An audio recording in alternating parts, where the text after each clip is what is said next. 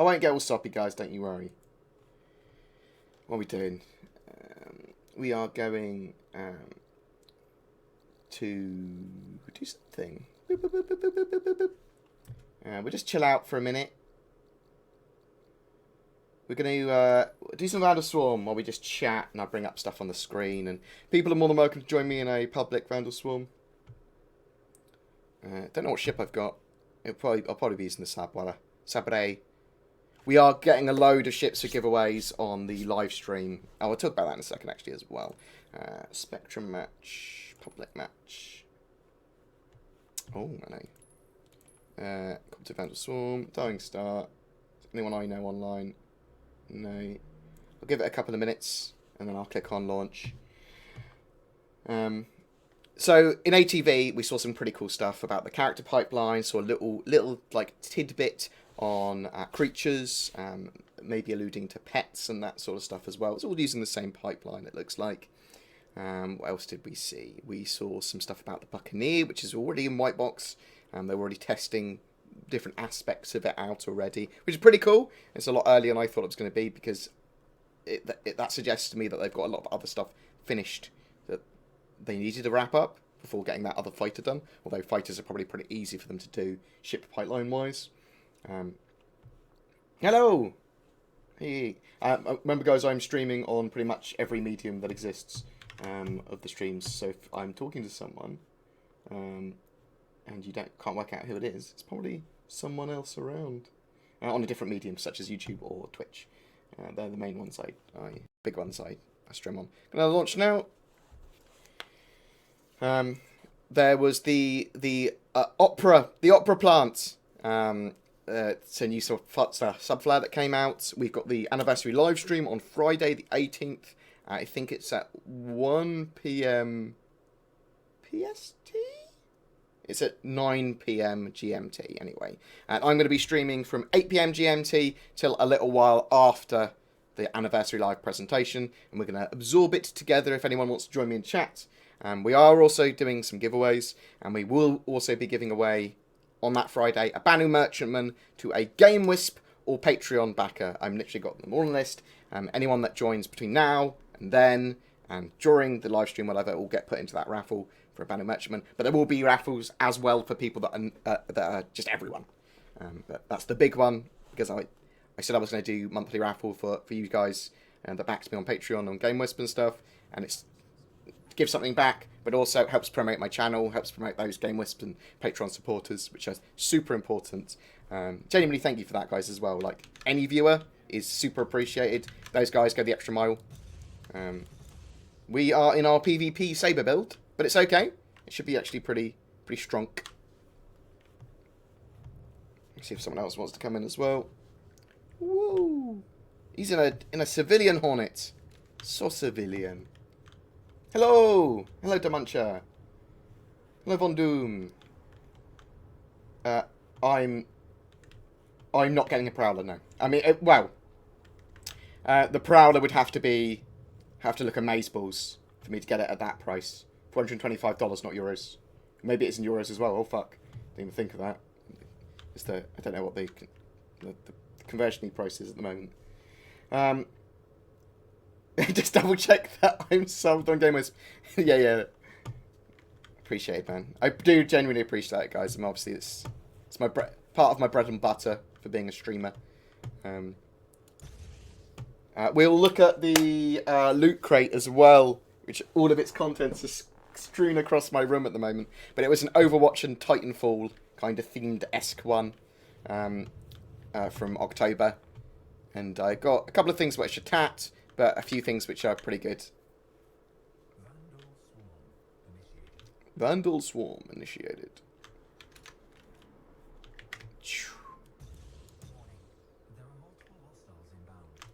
Sup? How is everyone doing today? Is everyone good? Thank you very much for joining me, by the way. It's very much appreciated. I've not watched today's episode of Dragon Ball Z. I'm not... I like the original, like the first, up until March Boo. I really like. And I kind of stopped watching. Is it worth watching? Is it worth watching any of the rest? Like, is it really good? Is there just specific sagas that I should watch or movies? I'm happy to watch anime. I like... if anyone's seen ReZero, I absolutely loved that. No Game No Life. I love No Game No Life. One Punch Man is pretty cool. Parasites. There's some anime I really love. Sword Horizon. No, is it Sword Horizon? Log Horizon and Sword Art Online. It's the two I'm getting confused and merging together. I'm using a mouse and keyboard. I'm using a Roccat Neath, which is a modular mouse, which is actually pretty cool because I've say modular, you basically set up the buttons how you want. Like you can put multiple buttons on, or you can put a big button on, and stuff like that on the side. So you've got like a choice of up to 12 buttons on the sides, and I've got 4, which works really well for me. Oh, no. Oh! Ho ho! I blew his engine off him. I think that killed him. Or her. I think they're him, though. Triggered. Did I just assume that Vanduul's gender? Yes. Yes, I did.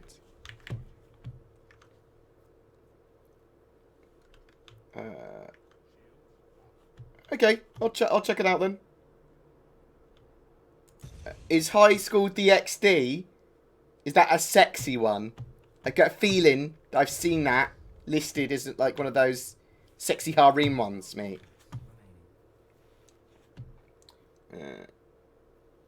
We just started flying. I was trying to play NS2 and that went poorly. So 502, is that a UE one or is that an old one, that mouse? Not that it matters, it's whatever you, it's your own personal preference, isn't it? I am probably at some point going to switch to a throttler mouse. If I find the throttle I like, I'm looking forward to that Thrustmaster, the new throttle. Twerk's going to be doing loads of reviews on throttles, and not just reviews, but guides on how to make the most of them, which I think is important. Hopefully, as well, that will include control sets of recommended controls and things like that, and videos on how to get used to them and stuff. I'm going to help push him towards that because I think Twerk is a great, Twerk and Noobify actually, are great people to do that. Hello, little king. Have some little missiles, mate. Oh, no, I don't want that missile. Woo! Woo, woo, woo. Oh my god, what? You made of unobtainium?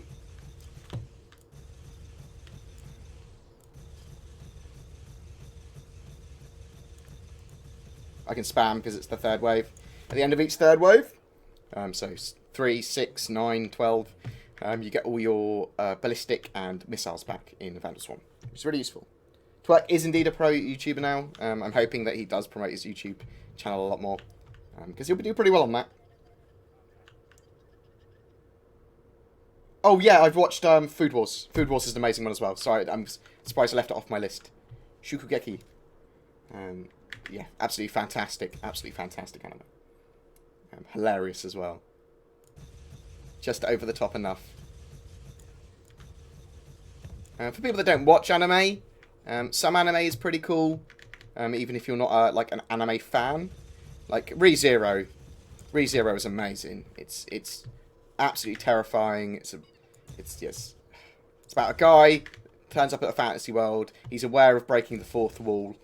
And his superpower is that if he dies, he respawns, basically. Like Groundhog Day-esque, like nothing happened. But it's not always at the same place he respawns. He gets to, like, checkpoints, effectively. And it's terrifying, because he feels all the pain of dying. He doesn't want to die. He goes mad. Sometimes he's just like, well, this guy is so powerful. Every time I do this, I die, or someone I love dies, or whatever. He just can't cope, and it's about his, like, mental struggle with that. And it's quite cool. It's pretty cool. I have not watched Neon Genesis Evangelion, or whatever it's called. Well, I've watched, like, an episode of it. Is it worth watching?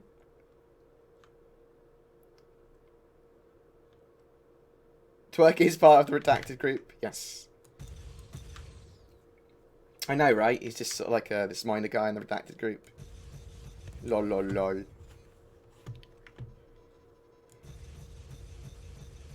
Oh. Oh. Come here, come here. I'll have you instead, mate. I don't even need to lock onto you. Yeah, I do. I do.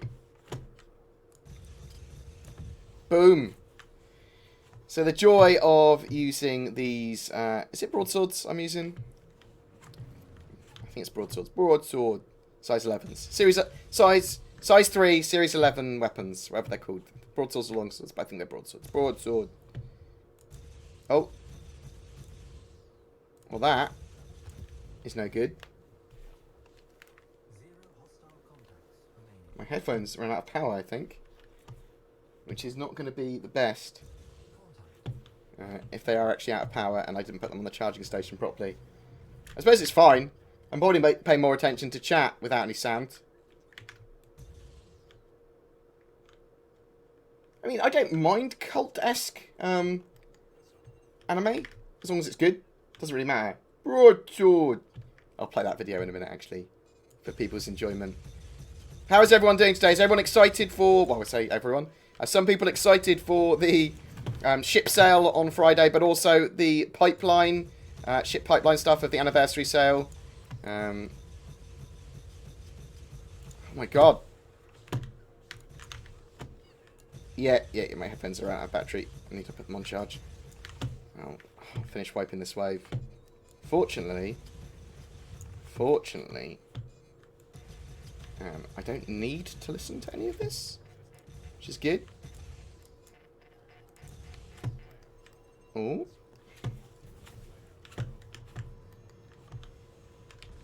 Ooh. Ooh. I'm doing spooky ghost noises. Ooh. Ooh. Ooh. What? That missile did nothing to him. Bounced off his shields, it looked like. It's probably a little tiny bit of his ship came off, actually, and the missile hit that, like, quite genuinely. Or maybe he used a countermeasure. Alright, let's put these headphones on the charging station. Oh! Yeah, so we know that the Javelin, the Idris, and the Bengal are all basically finished. They're just getting polished now. So hopefully they'll be showing off them in their full glory. I'm hoping to see the Squadron 42 mission, though that's totally unconfirmed. 2.6 seems like a good time for it to come out, at least to PTU.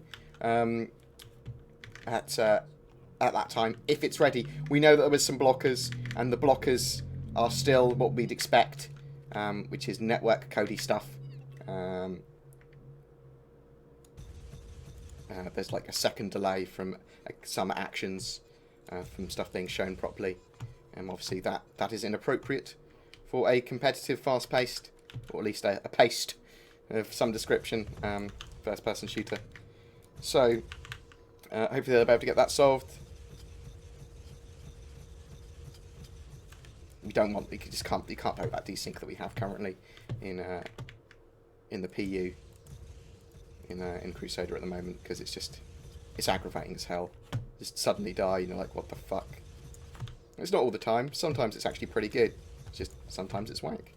I know it's going to be in a much more enclosed environment, so you're not going to have spaceships flying around, which are like half the cause of the problems. So hopefully it'll be able to be easily solvable. I'm excited. My wallet, on the other hand. Yeah, so the Asperia Prowler, $425. What do people think it's going to be like? Because that suggests to me that it's bigger than a Carrack. If you see what I mean. Carrack, $350 at the moment. Oh, you bought a GTX 1080. What do you think? Are you running at 1440p or 4K or something to warrant such a card? Or you just wanted 1080p gaming with a 1080p? With 1080. I mean, if you're just going for 1080p gaming and you want everything on max for ages, if not forever, then a 1070 is good enough. Like, quite genuinely, there are amazing cards.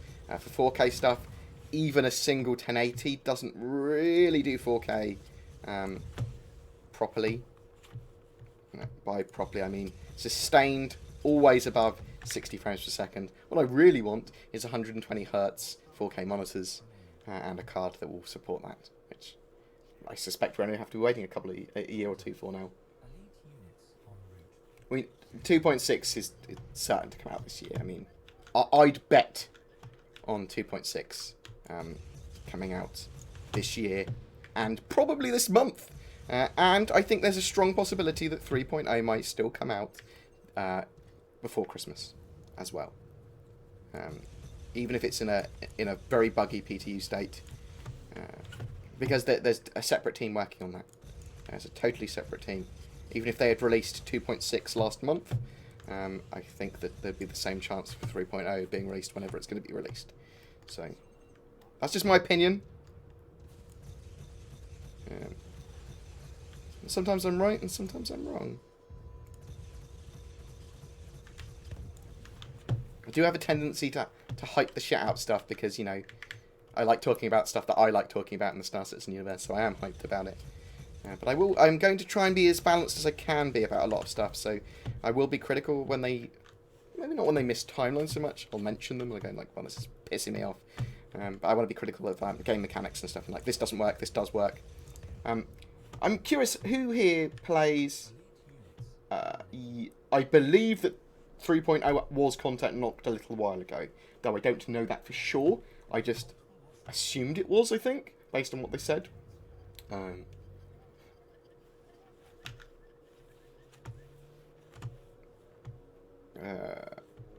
So yes, I assume and think it is. I'm curious, anyone here play Eve or have played Eve before? Because on Tuesday it's going free to play. It's going alpha and omega state clones, and me and a load of other mates are picking it up again. So we'll be playing Eve a bit in the evenings and stuff. Because you'll be able to do some pretty cool stuff. I think you can only fly up to cruisers in free mode. Might be able to fly more. Still do some good in fleet battles and stuff with cruisers. Still do some solid alpha strikes as well. There'll be stuff that you can do. Oh no! But free to play is still pretty cool. So I wonder if you have to actually buy the actual game, or if you can just go straight from a trial account now to the game. I know the game's probably only like £5 or something now. Yeah, check it out Tuesday. I'll do a little video on it probably, or stream on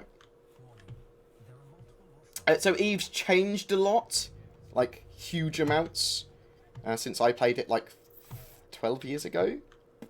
Maybe even longer than that now. Shit, it's a while ago. So I just want to check it out again. And obviously, I'm a multiplayer gamer like 90% of the time. I don't really enjoy single player so much. I've tried playing the single player campaign for Call of Duty Infinite Warfare, and I mean, it's alright looking. I did not like the textures and the look of the spaceships. Obviously, we're spoiled with Star Citizen. Oh, fucking hell. But the single player campaign is just very much sort of like, fight these guys here, cool explosion effect. Then, fight these guys here. And you're just moving from scene to scene, doing gunfights. Mostly. And I don't think that's my kind of gameplay anymore. Like, I need more emergent gameplay. I need to be able to not have a... I don't know. So black and white. So just like, go here, do this. It's like, I want 7 different ways of being able to do something. I want to not have a goal that's so aggressively defined. Whee! Oh yeah, we'll look at the loot crate. Thank you, Moobot, for reminding me about the loot crate. We'll look at that again in a minute. I did a video on it. But Loot Crate and Loot Crate Gaming do sponsor me somewhat. They give me like, a free Loot Crate and Loot Crate Gaming. And I get like, a few dollars for every one I convert for people to actually buy or whatever. But I wouldn't really want to promote something I didn't like, and these are cool. So I'll tell you my honest feelings about stuff and all that sort of stuff. And they're cool for Christmas presents. A mixture of cool stuff and tat.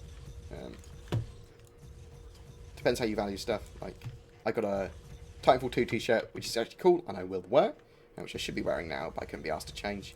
I got a Reaper bobblehead for Overwatch, which is cool.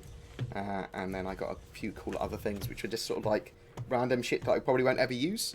Got some socks, got some gloves, Zelda socks, Sonic gloves, Robotnik gloves, Pac-Man plasters.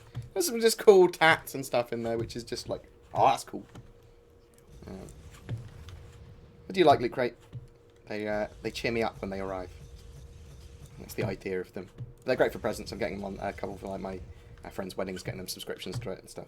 Anyway, I hope they increase the time to kill significantly for Vanduul, because, I mean, look. Oh, no, I mean, shut. To hit him first, don't I?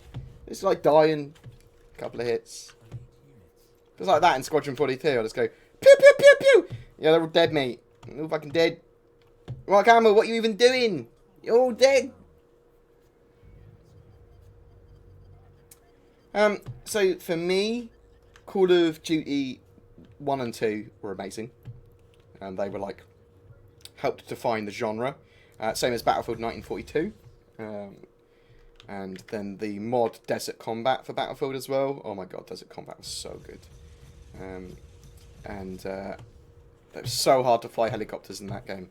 Oh, it was so good because you learned how to fly them, and it was worth it after you learn.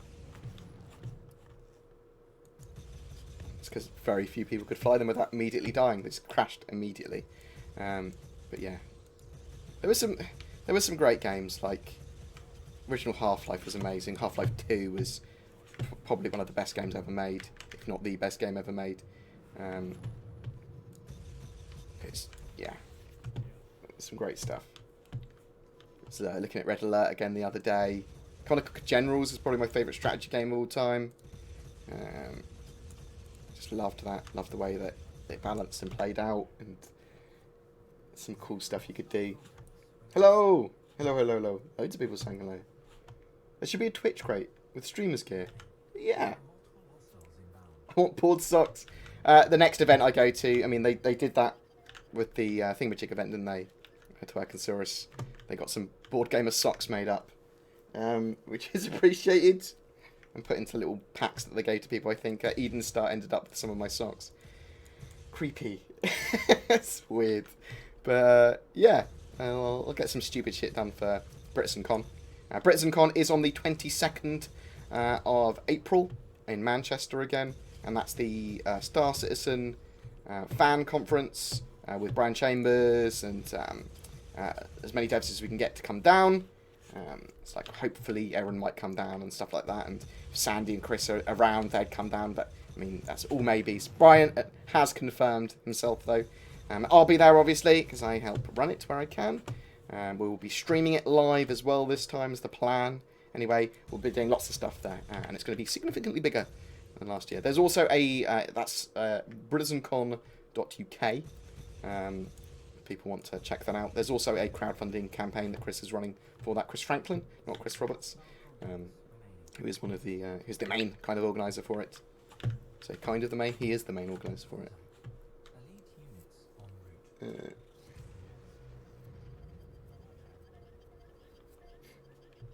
Yeah, I hope they get rid of the stupid.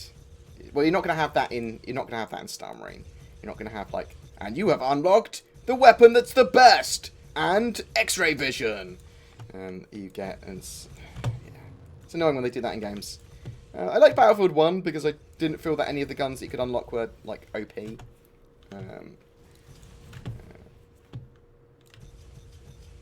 Maybe they should just allow for customization. I mean, Titanfall 2, I think, is amazing multiplayer. I'm worried that it might die, like Evolve and all those other games. They just suddenly just player base falls off. It's quite a fickle player base that we have for a lot of games. I'm kind of looking forward to trying out. I'll let that guy have Reaper. Why not? He seems to have it handled. Ooh. Come here, mate. Yeah, I'll teach you.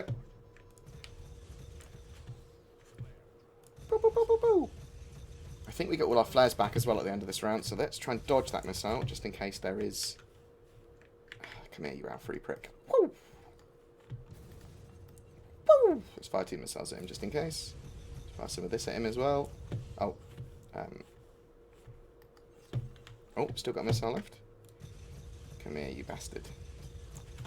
Woo! That was probably a bad time to fire a missile. Oh! Almost hit my teammate. Oh, no. Oh, that missile hit him! Nice! Didn't hit him directly, but it blasted him into, like, knocked him around. So I think that's what distortion damage is going to do. Distortion damage is going to interfere with systems and, like, basically, like, cause them to, like, if your shield generator got hit repeatedly, not your shield, but your shield generator, or your, like, your engine got hit by distortion weapon repeatedly, they could short, explode, components in them could fry. But also I think distortion damage will knock you around, like concussive. That's what I'm hoping, anyway.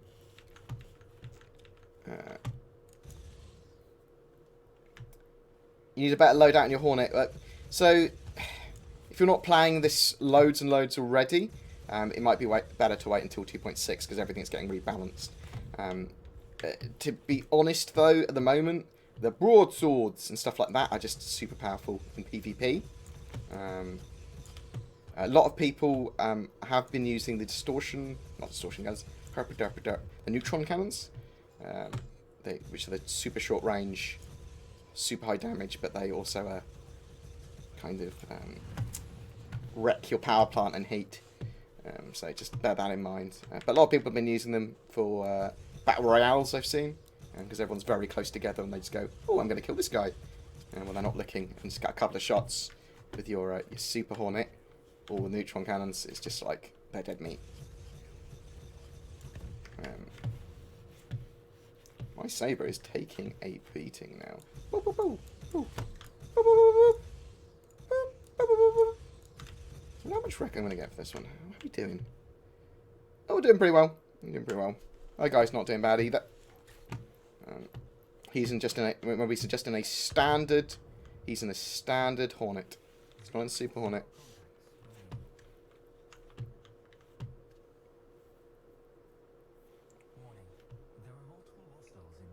Yeah, so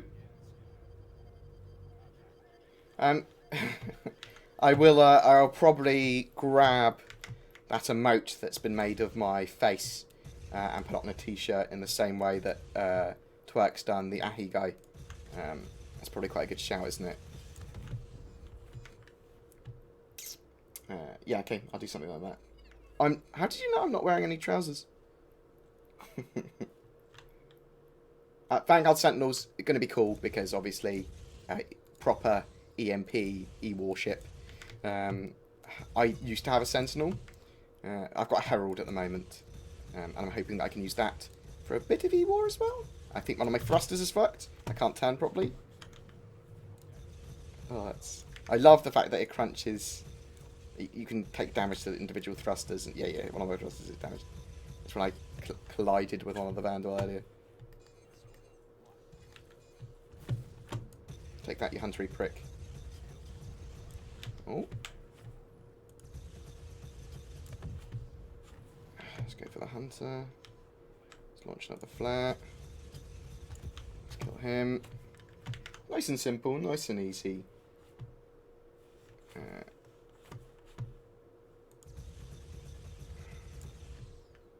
Yeah, E-War's going to be cool. I'm not sure what patch E-War was coming in. What it's planned to come in anyway. Obviously we've got the Warlock, which does that EMP burst at the moment. I do think that's going to be heavily revised. But it is kind of funny at the moment, at the very least. How did he die? Oh, there's the barrier there. Okay, I didn't actually see the barrier there. They commit suicide quite often, these Vanduul. I'm not a fan of the thruster damage in the PU on the Vanguard. Never seem to fix it properly. Should be fixed for 2.6. All that stuff's getting rebalanced. Do we know what the scout description of the Katu Al entails in game? We know it's a scout kind of fighter that the UE don't like fighting against because of how agile it is. But we don't know how it's actually going to perform in in the rebalance yet. If you revise that question, I might be able to answer better. I didn't understand the question fully. I don't think. Maybe I did. I don't know. Woo! Let's go for leech. Let's fire a rocket in and get it. Oh, come here, you little bastard.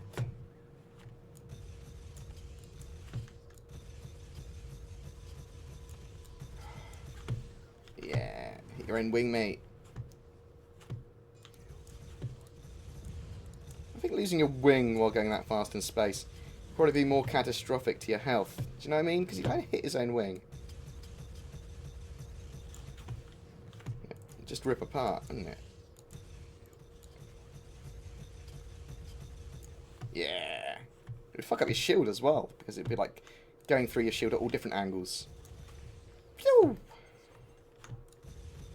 See if we can do this without dying, he says, probably just before he timely dies.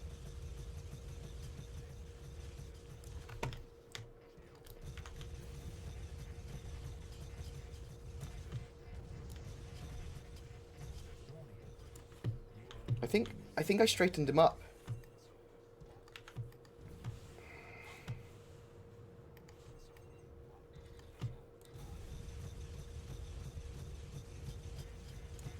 Oh.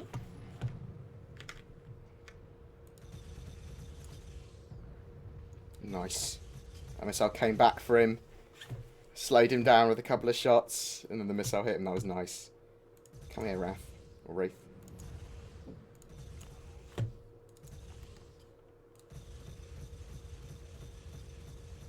Wish you could still lock on even if you didn't have any missiles.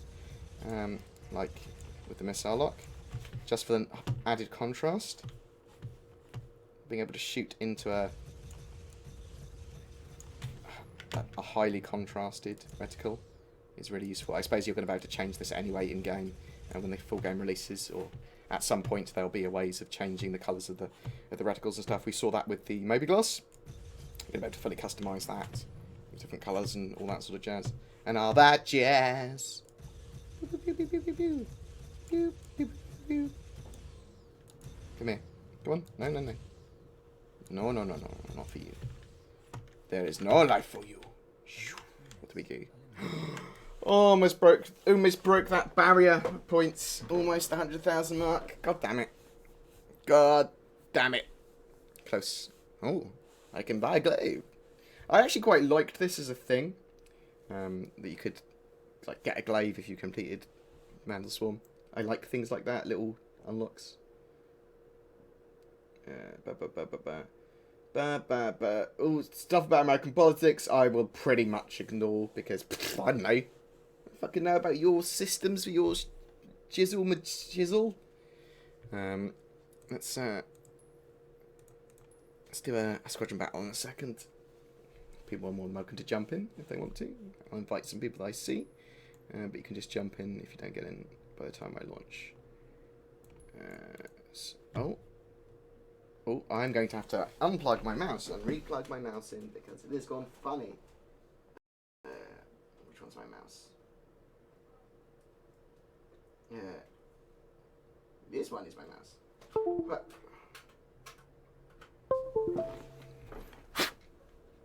there's no grit or hairs or anything in it. There we go, that's much better. I just put that actually in my bungee cable. I'm just going to go in a couple of seconds. Can't answer this confidential. 3.8 is going to be tremendous, yes. I don't know. Oh. The stream went down? It's saying I'm dropping frames. Unplugged mouse PC dies. Let me, I will stop streaming.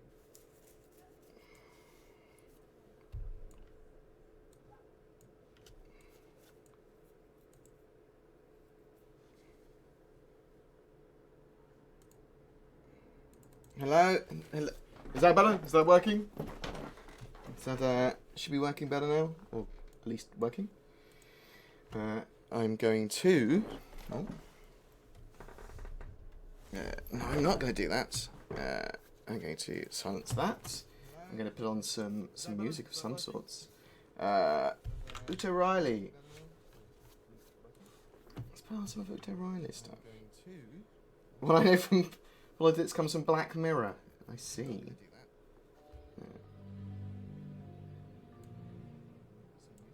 How loud's that, guys? Is that alright? Obviously, I haven't got my headphones on. Hello again. I've come back. I've returned with some more Star Citizen. Tell me how loud that is. I can just see the volume bar-y thing. Let me turn that down even slightly more. I don't want it too loud. Volume mixer. Turn it down like that. That should be good. Should be appropriate level-wise.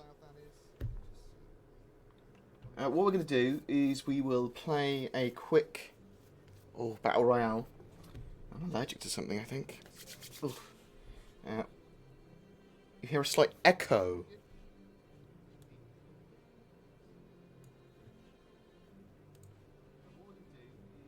No. It's because I didn't realise that Twitch was in the background. Covers up my accent, you filthy little hobbitses, mate. You little. That's it. It was me. It was me talking to me. It's okay. Oh, what's happening? We're gonna do. Did I say Squadron Battle or Battle Royale? It's a Squadron Battle, I think. Let's see if there's actually one around. There might not be one up. And we'll go to Battle Royale if there's not. Give it 10 seconds. Oh no, I'm not covered in tiny spiders. Don't say that. I'm fucking terrified of spiders. Ugh. Don't you say that.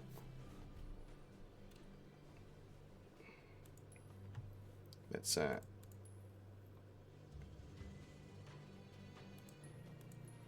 go Battle Royale. Fuck it. Fuck it, why not? Ba, ba, ba, ba, ba, ba, ba. Oh, I love you, Uther Riley. You've done some great music. Good job.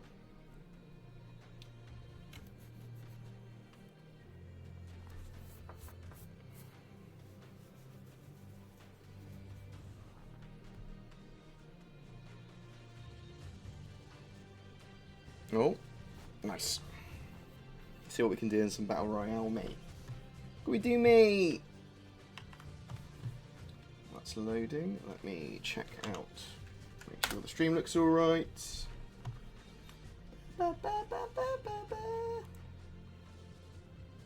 Oh. Nice. Mediosaur's not.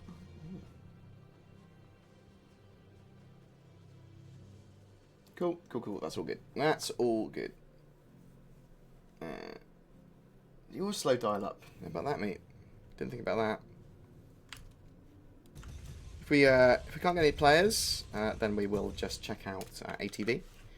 I'll have to put it on speakers. Or, that's actually a better idea. Got some earbuds. We can go, oh my god. We can go retro, mate.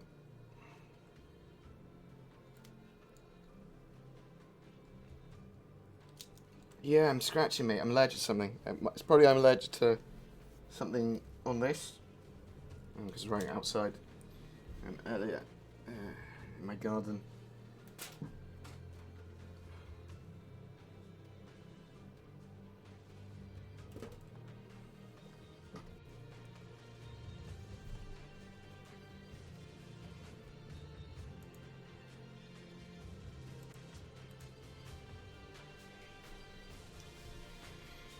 Right, that hopefully won't damage any of the audio that you guys are getting.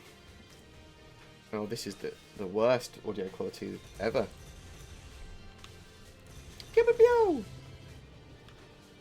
I will email them after I finish the stream today to ask about the Twitch partnership. And if you guys are up for that. Oh, for God's sake. What we'll do quick then, to see no one's around, is we're going to the PU, because I just going to chat for like 10 more minutes. Go in the PU, we're 10 on a couple of comrades, or we're just chatting. Why am I clicking on Arena Commander? I don't know, because I'm an idiot. How about that? Didn't think of that, did you? Oh god. We're gonna do that, and then we'll watch ATV, and we'll talk about ATV as it goes along, and we'll talk about Press F to Partner, and then we'll talk about the anniversary live stream, and we'll talk. What do people think that that's just vastly overpriced? That Prowler. I mean, it would have to be like near capital ship kind of. It would have to be fucking amazing to warrant $425, wouldn't it? Wouldn't it? Like, I think sometimes the ships are far too expensive.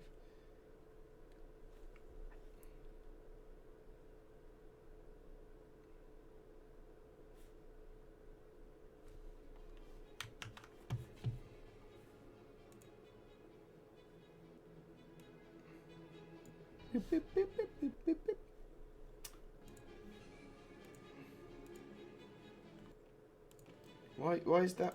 Utho, why does your channel always do that? Always seems to pause. How weird. That's right, it's fixed now. Maybe they...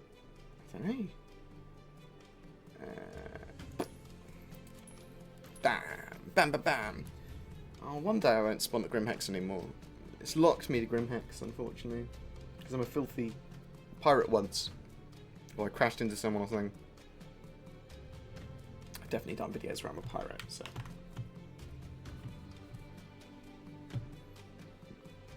Yeah, so I can understand why in-game Esperia would make stuff overpriced, but I suppose maybe they just want to limit the amount that are in verse. I am an avocado, yes.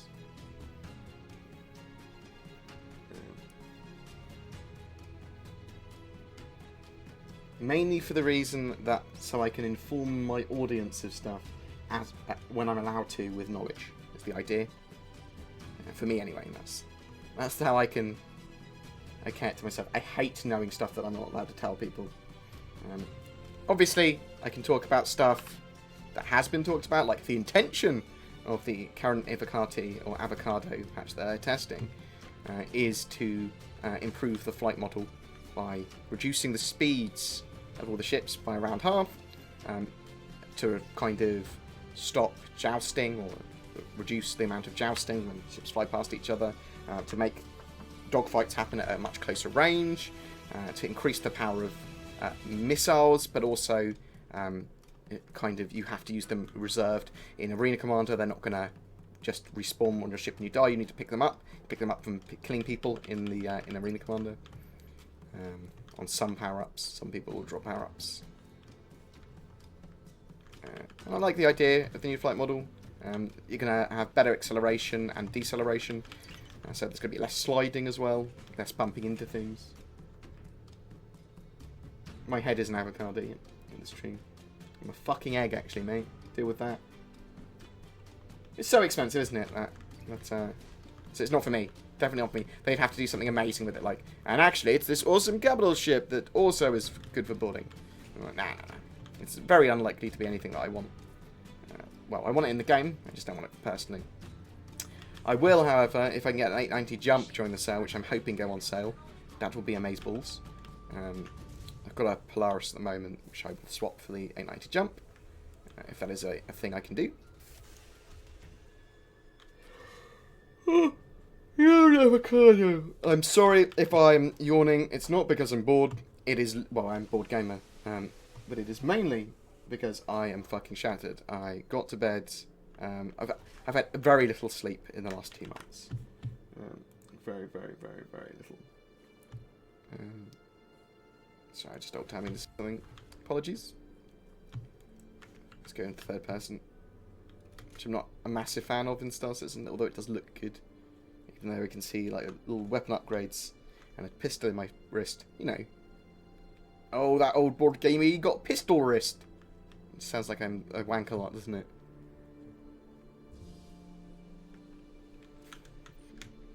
Turn on my lights.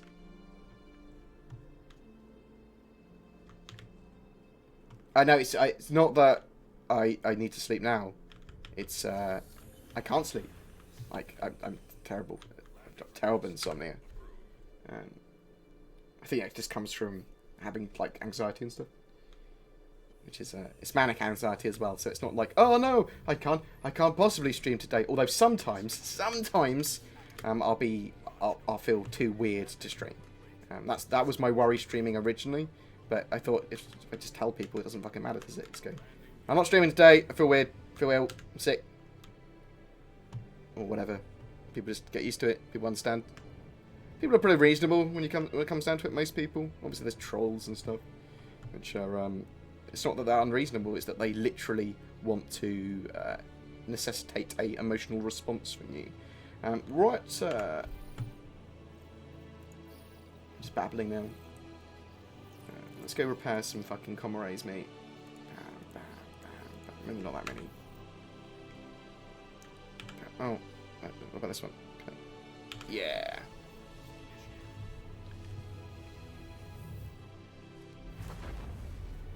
I don't need the DX Racer. I've got my £60 or £70 chair. Good chair.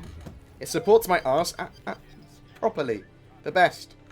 The best bum supports.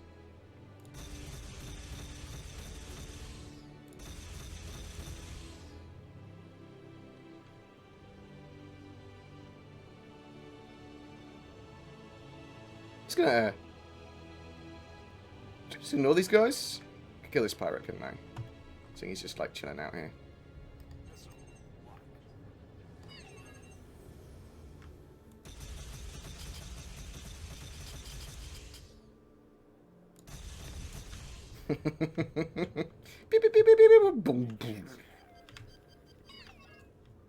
Is that Rat bent already? Oh my fucking god! How does he? He finds me so quickly. Good job, man. Oh. We ain't got any problems with you right now, but stick around, and it's gonna change. I don't know how I died. Obviously, my health was somehow reduced to 0. Oh. I couldn't see any pirates.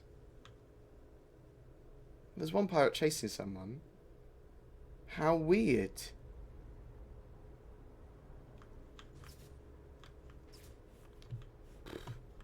If you know how I died there, then please send your answers on a postcard to go fuck yourself, Star Citizen, at boredgame.co.uk. Not a real email address. Let's make that clear. I do not have the shader pack on at the moment. Oh. Maybe I do. I can't fucking remember. For some reason, YouTube encodes to look a lot different on stream than Twitch does. So if I change the way graphically it looks on Twitch, then it looks different on YouTube. It's really fucking annoying.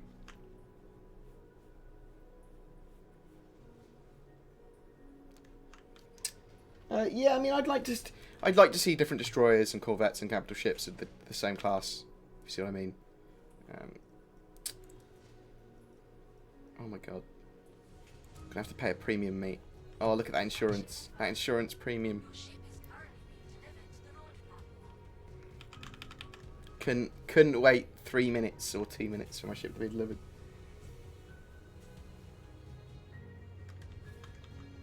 Does it look strange on the stream?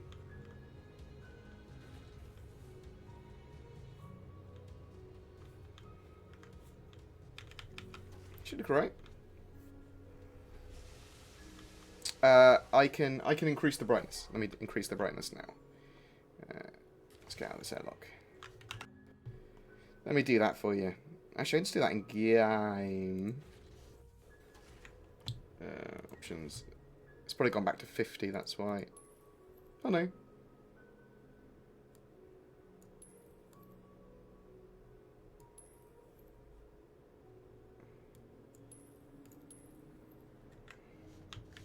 Is that a bit better? Is that a little better? Makes Grim look spooky. Spooky! Woo! And this is too bright, I can't see anything anymore. I know, right? With the bloom setting off, it makes everything look so much better. Like, them lights, them bloomy lights were the things that were blinding us. Obviously, it's not perfect still in some of the hangars. There's still hangar bugs with the lights and just general light bugs. But this is on a 1080. Yes, I'm at 1440p on a 1080, and it's downscaling it to 720p at 60 frames per second. I will, once I'm partners, get 1080p 60 frames per second as well as an option for you guys, which I think will make people happy. Shadows are supposed to be black meat.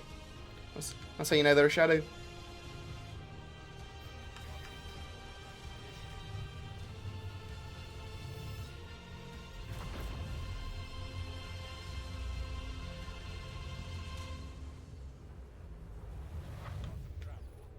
No, there's nothing really that warrants 4K properly yet. Like, we're not I don't have the ability to support it without two 980s, 1080s at least. I'm waiting for the 1080 Ti, see what it can do.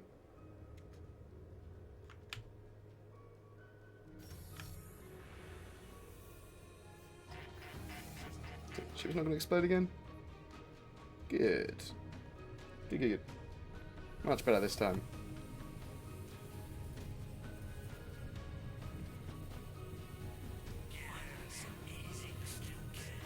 Oh.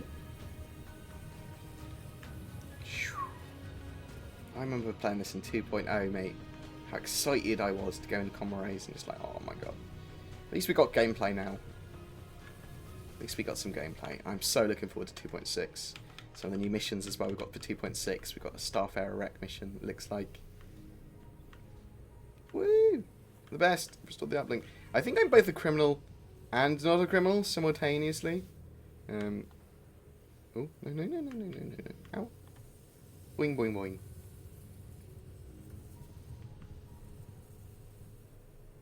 Can I call you Board 17? Ah, oh, Tobertage.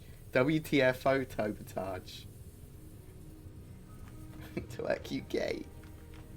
Oh my god. Oh, no. So 2.6, no. 3.0 is probably the earliest time you'll be able to get loot from planets and stuff like that. I know they're implementing the new asteroid tech for the yellow asteroid belt. That could mean voxel asteroids, which you could shoot bits off, but we don't have the ability to mine properly until 3.1, which will be 2017.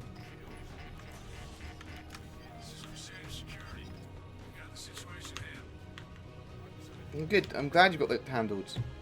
Because, you know, I just turned on your comm array. So I'm flying around at the moment, turning on comm arrays which have been turned off by pirates or players.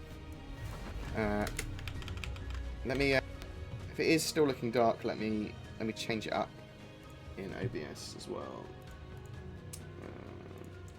Right click, filters, apply filter, color correction. Brightness, camera. Oh no. Oh no. No! Oh! Oh! Oh, no. Oh. Let's fly this way for a second. We're sorting this out. I don't know how I'm alive. I'm not sure what happened there either.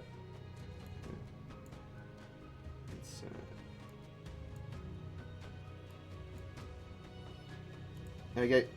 That should be a lot better for a lot of people. Hopefully, maybe. I'll keep that for recording settings if people like that.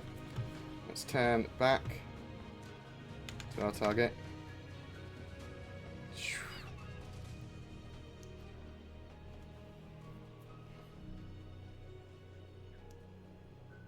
Yes, the cells on the blue should be removable. That's the plan anyway. Obviously, they could change. I remember them talking about it and saying how much cargo it could carry without those cells, though. Oh, I hate you so much, Dr. Jones. I will not crack my eggy heads.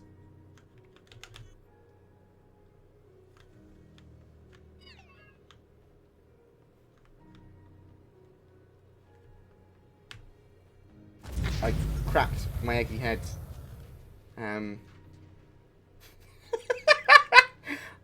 My actual head actually fell off as well. Thanks, Dr. Jones. I am blaming you for that. I don't know why, because you weren't in control of my character. But sometimes I don't have the ability to accept personal responsibility for my actions. So in this case... Fuck you. How about that? Do you like that idea? Thanks. Oh my god, scrambled eggs everywhere, mate. Fucking scrambled eggs everywhere. I mean, I'm not really sure what happened. I thought I had changed into precision mode, and then I was flying a little bit faster than I expected. So I tried to stop by pressing X, which is now the space brake, but I've rebound X, so it's not space brake. So I just hit it at full force. There was some irony there. I used the term irony quite wrongly, but I'll use the common term for irony, which is someone said, "Don't break your head." I said I wouldn't, and then I did. Also, you're ironic.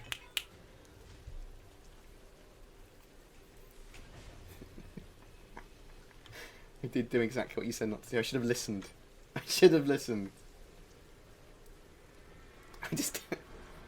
I was rebelling. No, I don't want to have to pay.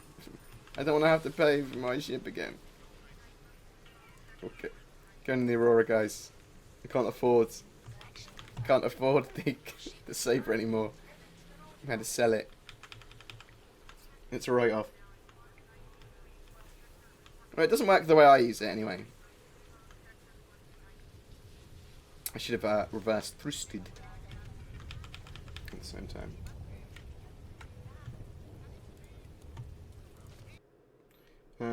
Right, let's put on something else. Soundwise. Beep beep beep beep beep.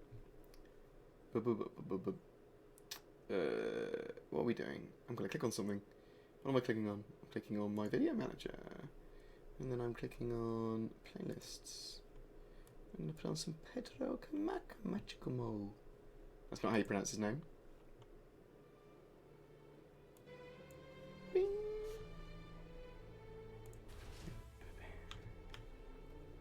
Bing, bing, bing, bing. We're gonna do one more. We're gonna restore one more fucking uplink, and then we're gonna look at some. ATV. We're gonna talk about ATV. Talk about some of the other news. It's mainly ATV news. Let's face it. State of 2.6. We're waiting on 2.6. We know there's like some sort of network code animation-y, glitchy 1 second delay blocker thing.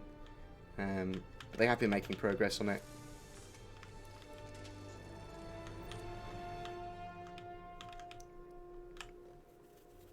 The blockers for that sort of thing, or I suppose they're not blockers, but the main issues that they'll want to buff out before they are forced to release are network code stuff, latency stuff, animation stuff. It's all stuff that the better it is, the better it will be for the game. They need to get Star Marine right before they release it, really. They're getting to the point now where they're going to have to just release it whatever. Hopefully they can get it into a really, really good place before they have to.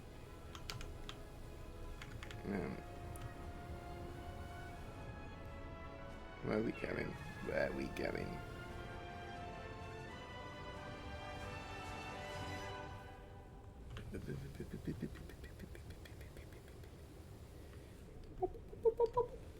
Fucking love Pedro's music. It's pretty cool, isn't it?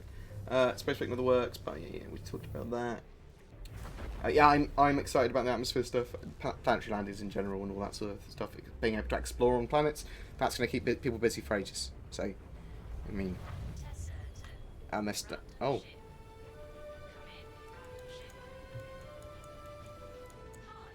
I don't want to alarm you, Tessa.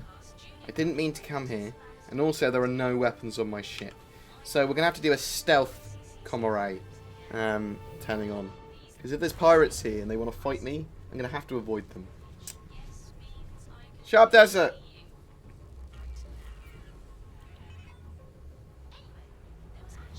From the last ATV, when they talked about things they're still working on. Do you think they really have that much far to go? For 2.6, it's something. What they sounded like blocker-wise is something that could take a minute to fix, or it could take months, and never. It will take ages to fix. So I don't know is the problem. We don't get how much of an issue is it. Are they confident they can get it done in a day, or whatever? So we don't know.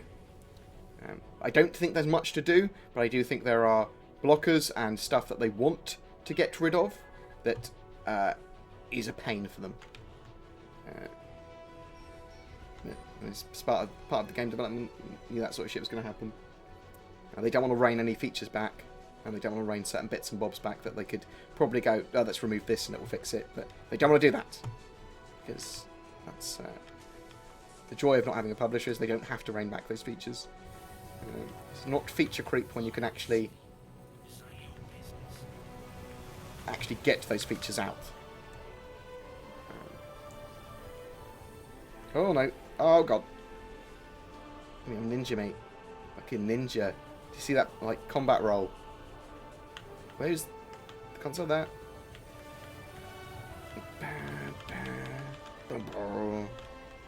It's pretty epic music for me turning on a comma rate, mate.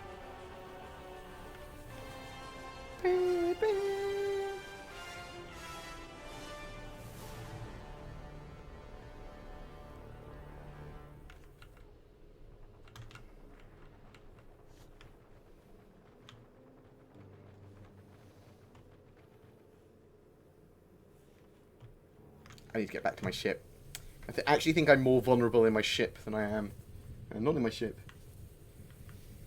Yeah, I mean, we don't get a sense of how important blockers are, or how difficult they are, or the full sense of that. Thank you very much. I am getting better at reading chat, yes. I'm trying, literally, actively trying to read chat. It's actually really hard. But as I become more comfortable in what I'm doing and understanding that people don't give a fuck really what I do on stream, as long as it's entertaining and as long as I'm interactive. Come on, go on. Oh god. Oh god. Just push my ship around. Let's get in. There we go. There we go.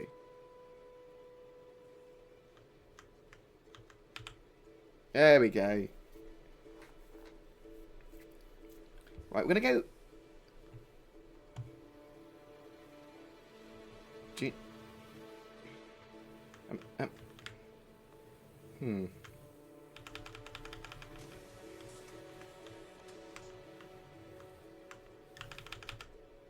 Let's get back in.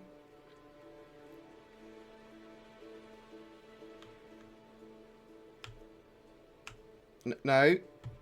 No. It's not what I want to do. We get in the ship. And I want to use the chair. Do you understand?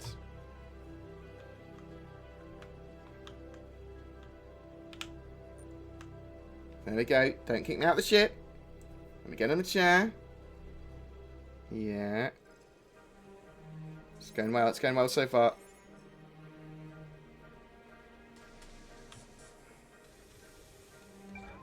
Nice. We're going to try and go to Port Olusar. Olusuru. Because I want to spawn there when I die. I don't want to be locked here forever.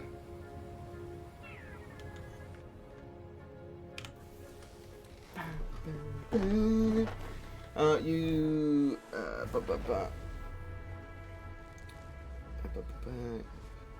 don't know what was happening with getting in and out of the ship there. Fuck you, Aurora. It's one of the issues with the Auroras. It's the pilot just doesn't want to get in them. It's like, no!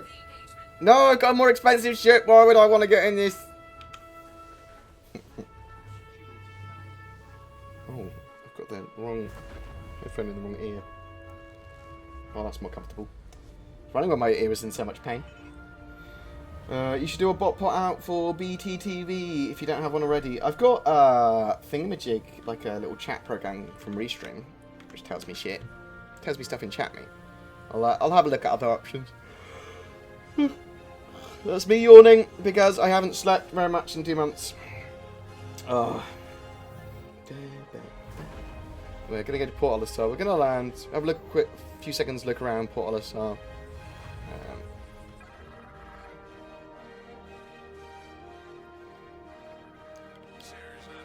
Yeah, for some reason I'm both not a pirate, but a pirate simultaneously. I have criminal rating, but get non-criminal missions. It's weird.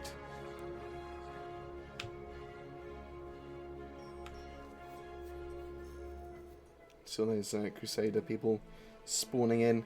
It's really annoying. I think I'm literally bugged forever. Stay at Grim Hex. I say forever. Obviously 2.6 will wipe that. Which would be nice. That'll be nice, right?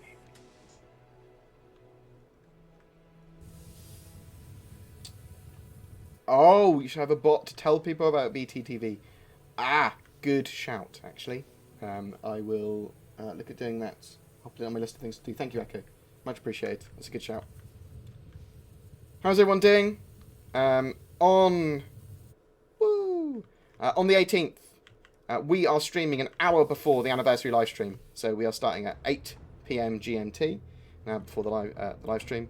We're going to continue throughout the live stream and then go on for a while afterwards.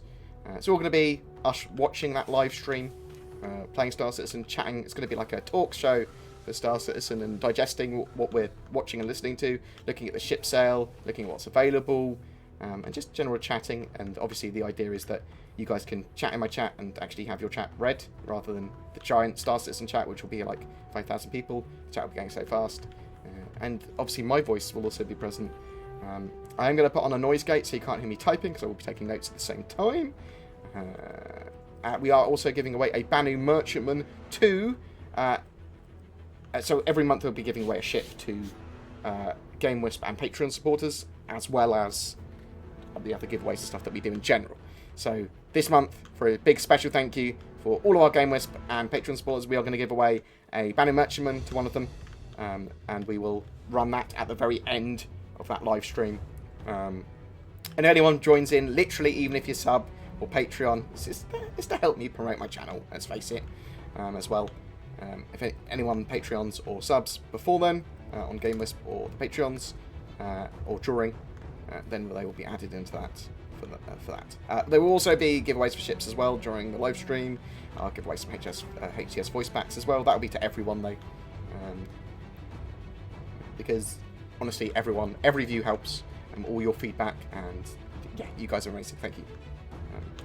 Not everyone has spare cash to chuck in towards me playing computer games. Let's face it as well, that's what that is. But thank you so much, guys. I love the fact that you enable me to do this, and you enjoy mostly my stuff I do, and give me feedback when you don't, or when you do. This guy. Oh, right. Got some Big Benny's needles. He's got some. Listening to something on his iPad. New message. Oh, he's got it. I thought that might be something I had missed. We've only got those ballistic weapons here. Very empty shop. Oh, do I need to?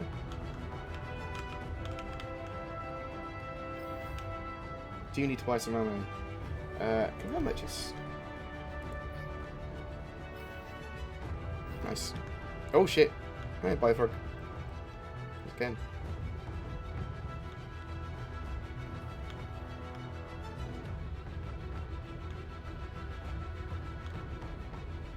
Shall I try and hack my crime away? Let's go to let's do what Rapin said. Let's try and go to Kreia.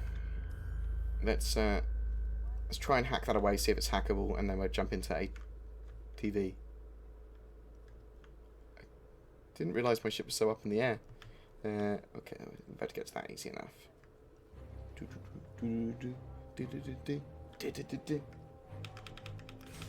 It's stalking you. Oh. Nice. Thanks.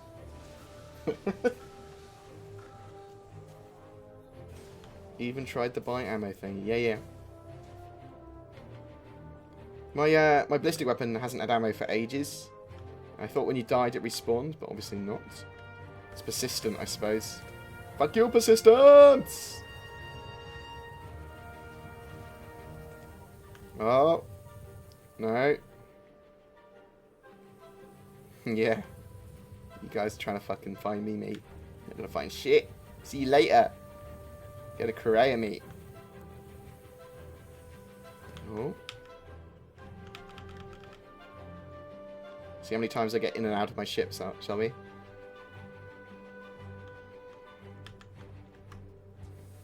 Oh, one. Good job. Good job, game.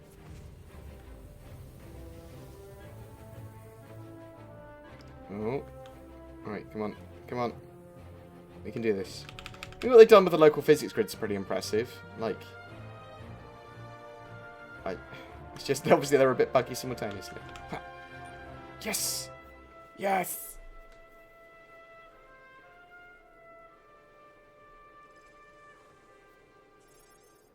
Oh my god.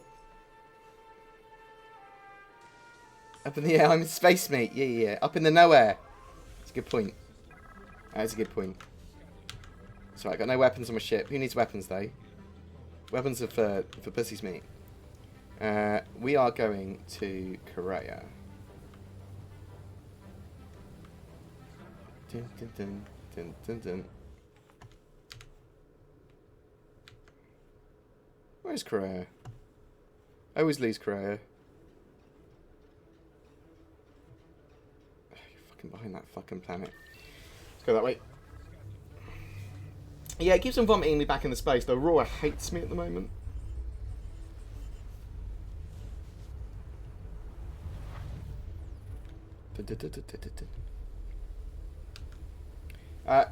We'll have a look at BoredGamer as well. Actually, that's a good shout. We'll do a load of shit like that. Where am I going? I said Korea, didn't I? Where's Korea? There it is. I'm trying to hack our shit down. But whether we can or we can't, we'll drop out starters and look at some websites and bits and bobs. We'll look at BoredGamer. We'll look at ATV. We'll talk about ATV. We'll talk about the. Oh, there's people here. Is anyone in my chat that's friendly at Korea, or is everyone weapons free? Am I shooting the shit out of everyone I see? So obviously a constellation could suggest more than one person there. Unless I get told otherwise, I will be shooting everything I see here. Because, you know, otherwise I get killed.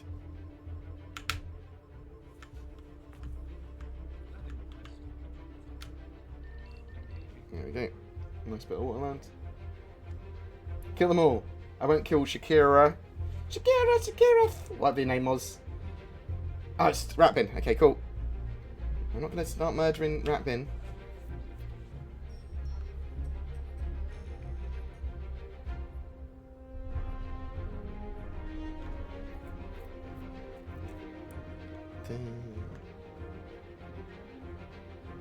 You should be able to see me request, so I've added you, I think.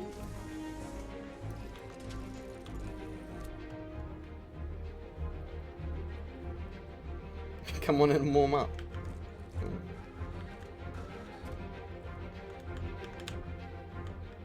No, I still don't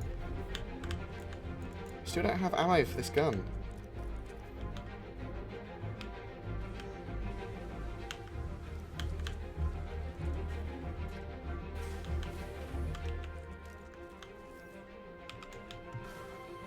Still don't have ammo for my ballistic SMG, which I really like because I get lots of kills in Korea with it.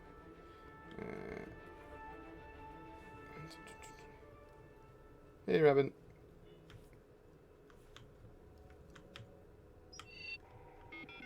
Oh shit, I do have a criminal rating.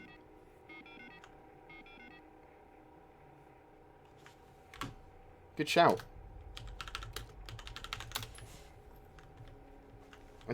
It doesn't show me having a criminal rating. Oh my...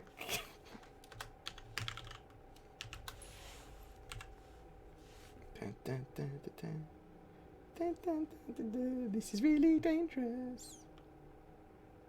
It's really dangerous.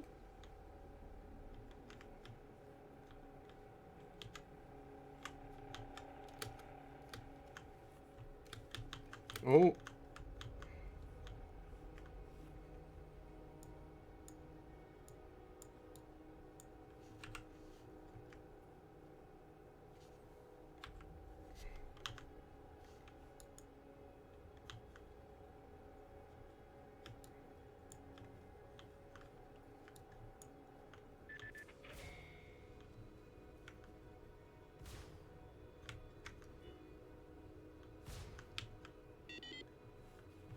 Oh, wow. I love you, rat bin. I think I'm good. I think I'm good now. I'm no longer a crim.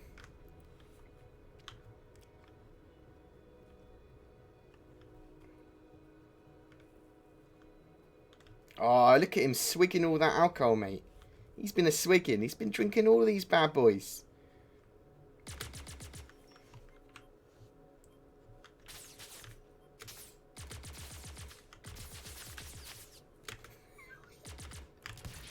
What are you doing, Rapid? What are you doing? You fucker. Betrayal. Betrayal. Why? Why, Ratbin? Why would you do this? I love the music that's played when I died. I don't know. Oh my god. Such betrayal in my heart. I'll see you later, Bonzi, mate. You take care, bro. I told you to kill them all. Yeah. Gonna have to, aren't I? Can we set the self-destruct in a Connie and get out in time? I think we can. I think we can. Sorry, Ratmint. The betrayal is real. Betrayal is real. Gonna have to blow up your Connie. Sorry, bro. Look at the way I'm holding my shotgun. Real casual. It's proper casual. Come here, Connie. Come here. You're gonna get fucking blown up, mate. I can deal with that. I can deal with that, mate.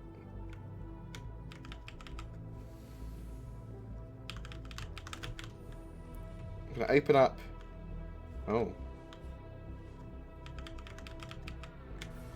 So for some reason, lifts are occasion. It's biofrog friendly. Just. Oh god. Oh god. Oh god.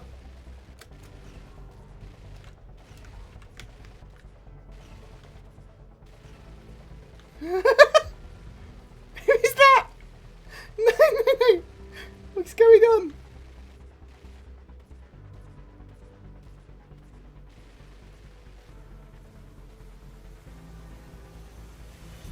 I mean, I'm glad we're here to capture this moment. That constellation is very invulnerable, though. It looks pretty cool.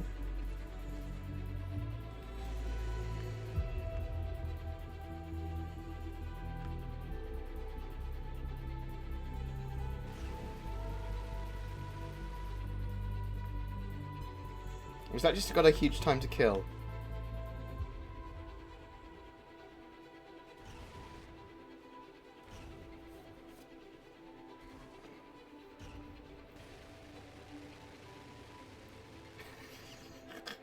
Is that just invulnerable?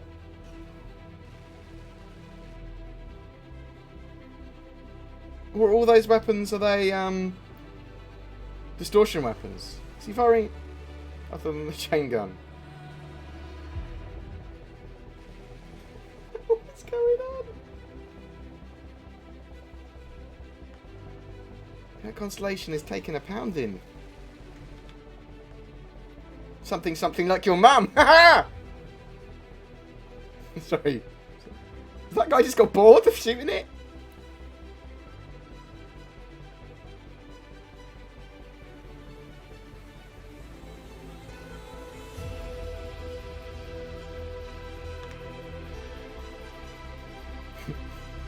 Should we try?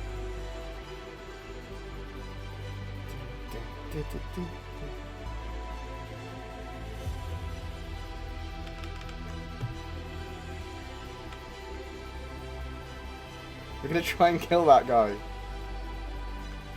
Okay, okay.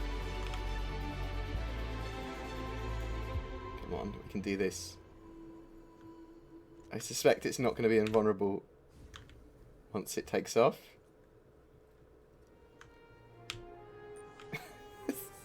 That Connie was hacks. Maybe. Let's see how damaged it is, if it is damaged.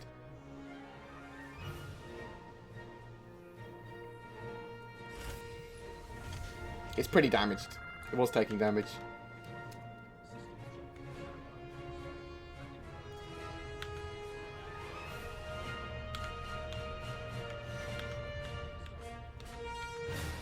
Oh.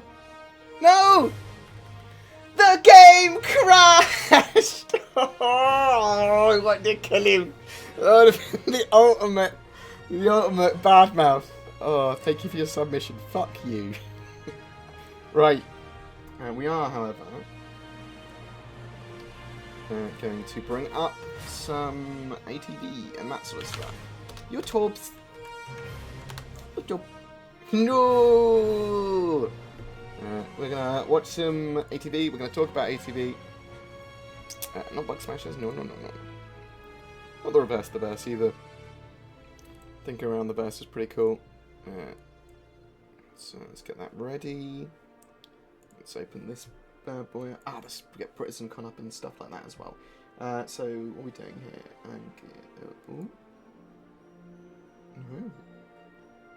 Yes. No. Wrong screen. Main monitor? Oh. There we go. That's me. Put my alerts on. I have turned off follower alerts at the moment because we're getting quite a few followers every day. And it does get quite... I want followers. I love you guys. You're the best. But if I'm trying to talk and I've got a really stupid follow alert on, Screenception indeed, mate. Let's talk about BritizenCon as well. So let's talk about BritizenCon before we do anything else. So BritizenCon is a big Star Citizen fan conference. It's going to be on the 22nd of May, 22nd of April, in fact. Herperderp. Can't do dates properly. We did one this year, and it was pretty successful. It was the first of its kind, though. We're expecting a lot more people. Brian Chambers and lots of streamers. And look, I'm there. Got me there. It's, Iron did some great photos as well. Hello and welcome to Small Star. Oh, it's actually me. It's one of my videos. We had Double Thackeray. We had Maya. We had Super Mac Brothers Ryan from the content creators. But we also had Brian Chambers and loads of other guys. Hello and welcome to some more experience where the story. Sound wasn't particularly amazing. We're generating these. But we're going to do same again, but bigger. We're going to have more panels. We're going to have cooler stuff. We're going to have computers and stuff there as well to play games. We're going to have, hopefully, lots of different exhibitors that can either be doing Star Citizen type stuff, or hardware, or virtual reality, and that sort of thing. That's what we're looking at. That's what we're looking for. That's on the 22nd of April in Manchester. In the same place it was last time, Radisson Blue Hotel. There is a crowdfunding campaign as well, which Chris Franklin is running. He is the main organiser. I help out. Oh wow, he's raised over £2,000 already. There's 47 days left. It doesn't matter if they hit that goal or not. They will still be doing it, but it will be out of literally his own pocket, which is obviously not ideal. But there should be enough. Should be enough interest. And the crowdfunding campaign, you can get t-shirts and bags and hoodies and stuff, as well as tickets for the event. And I think, what is the cheapest ticket for Thrifty Bot people? Donation t-shirt. £18 will get you a ticket, and £22 will get you a ticket if all of those early bird tickets are claimed, which is like $25 at the moment. It's if you want to come, it'd be great to see you. I'll be there. Be loads of other streamers and YouTubers and devs, and Brian Chambers is definitely coming. We'll see who else we can get. Hopefully we'll be able to get Aaron and people like that, but unfortunately unconfirmed, because you don't know how busy they're going to be, do you? You don't know how busy they're going to be. But check that out. That's BritainCon. .uk. Boop, boop, boop, boop, boop. Let me just paste that. Let me just fucking paste that shit, mate. Noob, you're more than welcome to drop your giveaways as well. We've got a redacted, like, wide giveaway at the moment, as well as Noobifier's own special one. Where is this game was? You're seeing behind the wizard's curtain now. I don't know what that stuff is. Redacted. Gleam. We've got a giveaway that everyone can join in if they want to, which I think that you might want to. It's for a Squadron 42 and Star Citizen game package. Go there if you want to join in with that. What else? Anything else? Got Noobifier's video, which you'll be posting. Hopefully, maybe. And Yeah. Can't remember if there's anything else I wanted to show before ATV. I don't know. Let's watch ATV. Roll ATV. How's that? How's that the sound levels? Let's get Chris to say something. You can tell me if you want it up or down. I think they want to raise another 4,000 from ticket sales and donations and people buying merch before. That's what they want to do. They don't need to raise that. That's the goal, so that he breaks even, I think. They are planning to do a lot of stuff. Hi, thanks for joining us for this How's week. that for volume? Oh, thanks, Noob. Much appreciated. And you check that out. See if that's for you. I know some people are just donating, but it's a bit loud. Cool. Weeks Around the Verse. I'm your host and game. How's that? Is that better? A bit better? Let's get the volume right. I've dropped it very slightly. I can't tell if you're taking the piss or not, Noobfire. It's hard for me to tell a lot of the time with a lot of people. Game director Chris Roberts, and with me is Sandy Gardner. Hi, Chris. Hi, Sandy. On today's episode, we'll dive into the latest. I am still waiting for my shirts from my store. If you have the time, Echo, and you can take a screenshot of it, that'd be amazing. I do sell t-shirts as well over at. Just look at me, my extreme sellout days. T-Pub. Let's go here. Bam. Oh no. Apparently that's not me. It's probably user, isn't it? / user? Yeah, there we go. There we go. We've got fucking. Look at this, mate! Look at my fucking sellout merchandise, mate! G, who's my art guy, will be adding some cool t-shirts to the store as well. At the moment, that's what we've got. Twerk's got some cool stuff. I'm not sure how to put these shirts on sale. They all come in different colours. You can come any colours you want. I thought, oh my god, there's loads on sale now. Twerk. Shit. I bought the Trixie one for a Christmas tea in long sleeved. Look at this bad boy. It's gonna be amazing. I want to get one done of my head, in the same way that the Ahi guy's doing done. Okay, Twerk's designs are actually pretty cool. I will probably have to talk to Twerk. Let's have a look at WTF sources stuff. I think we have a redacted TV one as well. Redacted. It's just redacted. It's just redacted. I'll see if we can get these on sale as well at some point. I've bought loads and loads and loads of t-shirts as Christmas gifts for myself. But yeah, maybe we'll get some done for BritsonCon as well to give away. But anyway, sorry, that's enough of me selling out hard. Selling out to myself, actually. So that's fine, isn't it? You sent me something to unbox. Cool. When it arrives, I will. The Star Citizen developments coming out of our Los Angeles studio. And while ATV mainly highlights content that's coming in future game patches, there is plenty of gameplay that needs your help testing available right now. Yes, so backers can download the 2.5 alpha and explore around Crusader. They're saying that there's Visit not Art Court, much people can check do out their ships and their hangars, really. dogfight against Vanduul, For fellow 2.5 players at the in moment. Van. Maybe there is. Or try their We're hand just at playing racing it on and one knowledge of is the good. tracks. Yeah, lots to do. And any bugs Lots you to do. find or feedback you have, please let us know on There's the not lots forums and the to issue report council. on for 2.5 All of your input anymore. is such a Maybe. critical part of the process. Maybe I'm. Yes, absolutely. You're is. mistaken. It's especially critical as we get more and more new players joining us every week, looking at it. A game with fresh new eyes, we have new opinions. So, newer veterans, Star Citizen would not be possible without you, and we'd really like to thank you. Yes, we would. And the I'm support going to grab of our myself a drink generous real quick. The subscribers chair's as in well, who charge. help I'm us also provide going to these behind-the-scenes tend to shows repackage and my tons loot of other crate weekly content. Definitely. in the Big background thank as you well, to so that we can open it again. Right, so on stream. let's get on to the rest of the show. So I will be let's right go back. to Eric to learn what's happening with the LA studio. Hey everyone, I'm senior producer Eric Kyron Davis with your studio. My update. underwear here. Here in Los Thank you, Angeles, we Ross. not only get the chance to work on elements for the upcoming Persistent Universe releases, as well as £100 Squadron cash. 42, we That also was work on nuts. some larger foundational systems that affect both games. Let's start with engineering lead Paul Reindell and team to tell you a little bit about what they're working on. The major ththings we're working here right now, obviously, is Item Assist 2.0 finishing out.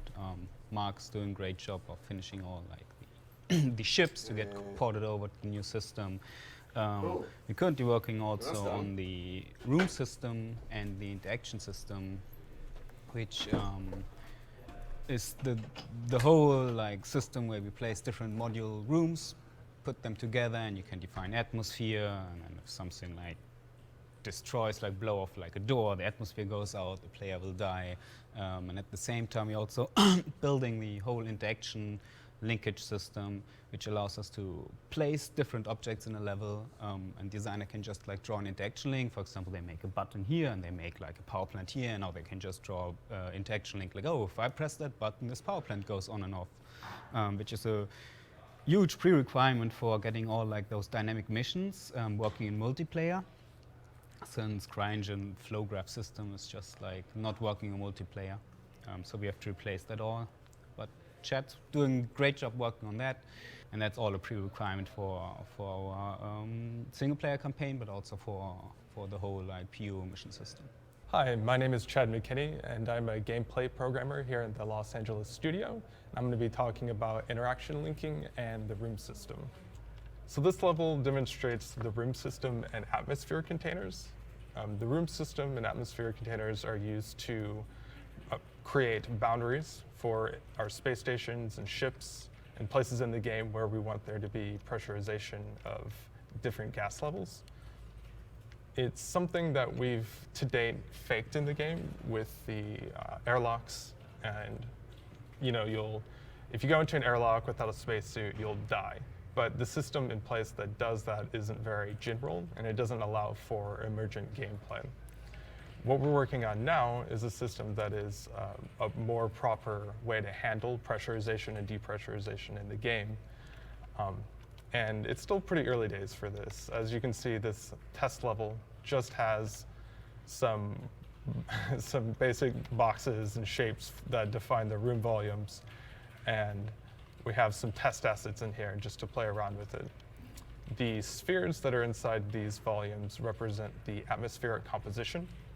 So here the blue spheres are oxygen, and the red spheres indicate that that room has been filled with carbon dioxide. The room system uses three main types of entities. One is the atmosphere container, which is the thing that has the atmospheric composition. So for instance, if I come over here and look at this debug output, I can see that the composition in this particular room is 0.8% oxygen and 0.12% carbon dioxide. But if I walk into space, I have nothing. There's no atmosphere here. So the atmosphere container is a very important part. The next one is the room. The room indicates the volume and the boundaries for the atmosphere that's connected to it. Later on, this will also be used to indicate security and power connectivity. But for now, we're just working with atmosphere.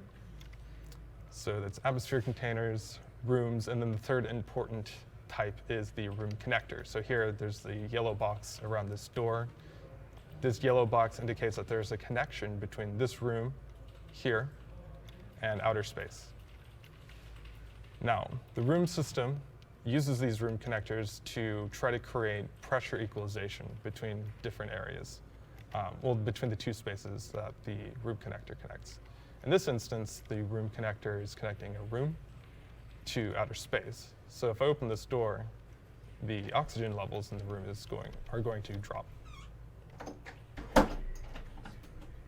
If I walk into the room, we can get some debug output to see that, yes, the pressure in the room is dropping rather quickly. Right, hello. And the pressure in the adjacent rooms is also dropping. You've already got less some head quickly because stabilization. it has to traverse through the room connectors. So this is room connectors, atmosphere containers. You can see here, atmosphere containers. Basically, it looks like that rooms and systems on ships will all have their own oxygen, carbon dioxide, and atmosphere and pressure. And obviously that's going to be affected by doors opening, to places with less or more pressure, or more oxygen and more carbon dioxide and that sort of stuff. And oxygen's going to be it's generated by life support systems, I think, and then certain ships are going to be able to support certain amounts of players effectively based on the amount of oxygen they can produce and pressure and atmosphere and stuff they can produce. So this is pretty cool, and opening a room, opening like some of the vents to space, that's going to start reducing the atmosphere and pressure quite rapidly. It's pretty cool. It's a pretty cool system. It's essential for... Now, having a system like this is really nice because it allows for more emergent gameplay. I could, for instance, close this door. So that's the inner thought system he's using there to open close this door off. But also that's and connected keep the pressure, with the interaction system. And keep the depressurization localized to a certain space. Or I could reopen. So the inner thought system is the way you interact with the world. Now it gives you contextual-based menus, so like open, close, hack, that sort of stuff. When you're at a certain panel, it could also be like cool lift to floor 8 or whatever. But also the interaction system, or whatever system it's called, I think it's called an interaction system, allows them to connect objects, it's probably part of the item system. So like that panel to that door, but also to 12 other doors if they wanted to. Open the door and allow for the oxygen levels in the other room to fill up this space so that the people on this side of the space station don't die. As you can tell, the room system is still pretty early days. We just now hooked it up to audio, and we plan on hooking it up to the player behavior and visuals soon. But for now, we're still developing it, and I look forward to having this into Star Citizen, which I think is going to allow for some rather interesting gameplay. I mean, it's essential gameplay for me. Like, I mean, so by now, so you guys have started to see idea. the new interaction systems start to come into 2.5, as well as the new content that we've been putting out, for instance, in the demos at Gamescom and CitizenCon. So when he says the new interaction system in 2.5, I'm assuming he just means the interaction system with like elevators and stuff like that. Like the item system allows you to interact with elevators, call them up and down. There's not too much that 2.5 allows you to do. There's no contextual inner thought system. The new inner thought system gives contextual information for objects and items in the game that you're interacting with. One useful tool that we use with those interactions are something called interaction links. Interaction links allows the designers to create relationships between... I mean, that's an interesting point, yeah. So you're going to be able to execute people in airlocks, aren't you, when you can do the system properly? It's going to be pretty cool. Between items, so that you can build up more interesting behavior from smaller and more modular pieces. As an example, here in this test level, I've set up a door that is connected to a laptop and a power generator. In any given level, you can have a door that has certain interactions like open and close, but you might not want the player to actually directly interact with the door. For gameplay reasons, you might decide that it's useful to have the player actually interact with something that's next to it. In this instance, I have this laptop here. The laptop has an interaction for an open and close, which is defined in DataForge. In DataForge, we can assign certain values, such as sendable, linkable, and locked by links. And this just means that we can actually link this interaction to something else. Linkable indicates that it can be linked to by a different interaction. And locked by links means that we're going to share the locking, which is the semantic locking and unlocking of the interaction. So here we've set up this laptop. And in the interaction links panel, we've created a link which has its source output open connected to the input open, repair, doors hack, interaction close. of open. And the same thing with close. This means that if I go into the game, instead of going up to the door and interacting with it, instead I can come up to this terminal. So see hack there as well. Open interaction, which will then open the door. Which is part of the inner thought, so we could have hacked it if we wanted to. I can also use the close interaction and back and forth. And as I use these interactions, you can see that the text, the contextual information given to the player actually updates in real time. And this happens because of the semantic state sharing that's implicit in the interaction links. Now, this doesn't have to be with just something that we walk up to and interact with, but anything that supports interaction links. I've also set up a proxy. So if a door's already closed, you're not going to see on inner thought closed door, but you might say lock door. If the door opens, then you might see close and lock or close and that sort of stuff. So you're not going to see interactions that you can't do. Proximity sensor here that will open the door and close the door whenever I've entered the area here. So if I walk in, the door opens. And if I walk... If you are able to get into the torpedo tubes, you will be able to fire people out with torpedoes, I assume. As long as the torpedoes don't instantly detonate from hitting a target. Go. The door will close again. It would just be a physics What's nice kind about of... this is it allows us to have objective as well. self-contained behavior. So for instance, in this case, a proximity sensor, which then can be hooked up to something else to build up a more complex behavior, which is walking into an area and a door opening. But we can hook up the same proximity sensor to anything else. For instance, I could hook up the same proximity sensor to a trap that maybe opens a door and sucks out somebody into space, where they would then die. That's pretty cool. So yeah, that's the basics of interaction linking. Proximity sensors. You set up interactions in DataForge. So there's going to be lots of different ways of doing this. There's going to be proximity sensors, there's going to be keypads, there's going to be remote access, lots of ways to interact with objects and doors and other things, maybe turrets. And then create interaction links in the interaction link panel, and then just use them in the game. So that's interaction linking and the room system. Still a work in progress. There's a lot of work to be done with this stuff, but I look forward to working on it, continuing going forward. Interaction linking is some really exciting tech because it will help us allow everything from simple button to action behavior and also more emergent behavior for networks of interaction links. So up next, here's an update on the Drake Buccaneer being built here in Los Angeles. So this was interesting because I didn't realise the Buccaneer had gone into white box so quickly. But the ship pipeline for Drake is obviously incredibly refined and able to get stuff out pretty quick. And white boxing doesn't take that much anymore. Their ship pipeline is just amazing. So they get the white boxing done quickly so that they can balance stuff and then they understand how it's going to fit into the universe, is the way I understand it. So the Buccaneer is meant to be Drake's answer to dealing with fighters. So ships like the Hornet and the Gladius and the Saber. It's sort of in that class of ships. So it's in the class of between light and medium dogfighter. That's what they're saying there. The Gladius is obviously a light dogfighter, and the Saber and Hornet are medium dogfighters. It's purpose-built just for combat, with a bit of a pirate flair to it. So its intention is to be super fast, super maneuverable, but very flimsy. So that sounds pretty cool. Super fast, super maneuverable. That's what I assumed the Saber was going to be.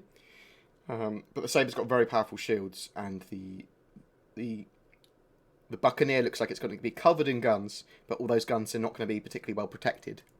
Can't really take that many hits. So you can see this reflected in Jim Martin's concepts. So you'll notice that the ship has these gigantic engines to emphasize speed. And some of the changes that we're going to be making when we move into the actual full production of the ship is the wings. They have a very particular shape, which we're going to sort of make them a little bit smaller, a little bit sleeker to emphasize speed even more. So this is one of the things that the white box allows them to do. They build it quick out in a white box, even if it's not fully modelled. And they can go, we need to make the wings smaller than we did in concept. We need to move this ladder to over here. We need to change the way the thrusters are or how many there are. And we're also going to be placing maneuvering thrusters all around the main engines in order to give it the maneuverability that it needs to basically outmaneuver a lot of the other heavy-hitting ships like the Hornet or the Super Hornet, which are essentially flying tanks. But this one will be a little bit more maneuverable. It just will not be able to take the hits. So with the Buccaneer, you're going to want to get in, do your damage, and try to avoid taking any damage. I like that idea. I like the fact that they're high damage, almost Alpha Strike craft or ships that you use to specialise in doing damage, but you need to use them with other stuff to make them effective. Otherwise, they're going to get rolled if they get prolonged engagements. Design standpoint, we also wanted the main gimbaled weapon on the belly of the ship to be usable at almost every stage of flight. So this includes having the landing gear deployed. And in its current stage in the concept, the landing gear is sort of blocking the firing arc of the gun on the bottom. So we're going to end up having to redesign the landing gears entirely for a couple of reasons. One, to give the gun the firing arc that it requires, and two, for performance reasons. We actually... The Vanguard isn't a dogfighter. That's what the Vanguard is. The Hornet is a dogfighter tank. The Vanguard is not a dogfighter. It can dogfight, but it's supposed to be a long-range fighter. It's... yeah. We're trying really hard to make sure that all the landing gear Specializes in tucks taking into down the ship, slower ships, so that we larger can ships. call that out in the game, so it's not eating up the resources the entire time in flight.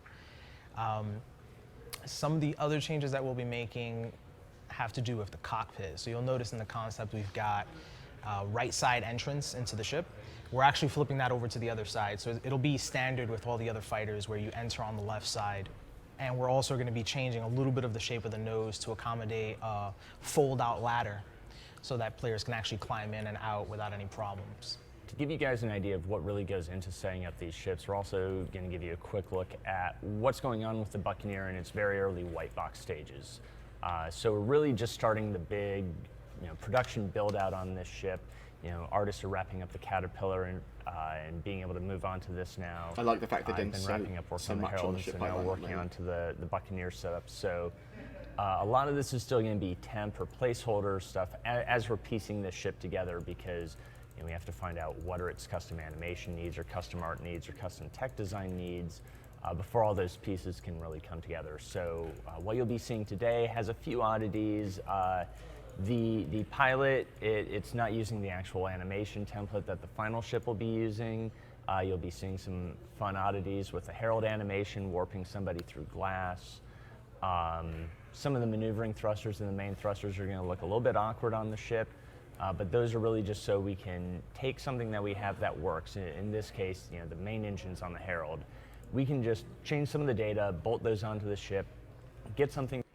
So this is part of the ship iteration and the way they build the ships, especially when they have other ships that they can use already ready for the pipeline. They can go, well, we've already got some Drake systems, we've got some Drake items from Drake shields, some Drake engines, thrusters are already done for the other ships. They can put that on the Buccaneer while they're whiteboxing it to get the balance and the feel for it before they keep on building onto it, which is great. Allows them to do stuff very rapidly. Put together and get something flyable really quick and start tuning it and to find out, okay, hello, Crimson Fire. Is this delivering on the goals that we want? Is this How about Boynton? delivering Hello. on the gameplay that we want to have? Unless it was you. Here we have the current white box on the Drake Buccaneer. So just a few of the quick highlights.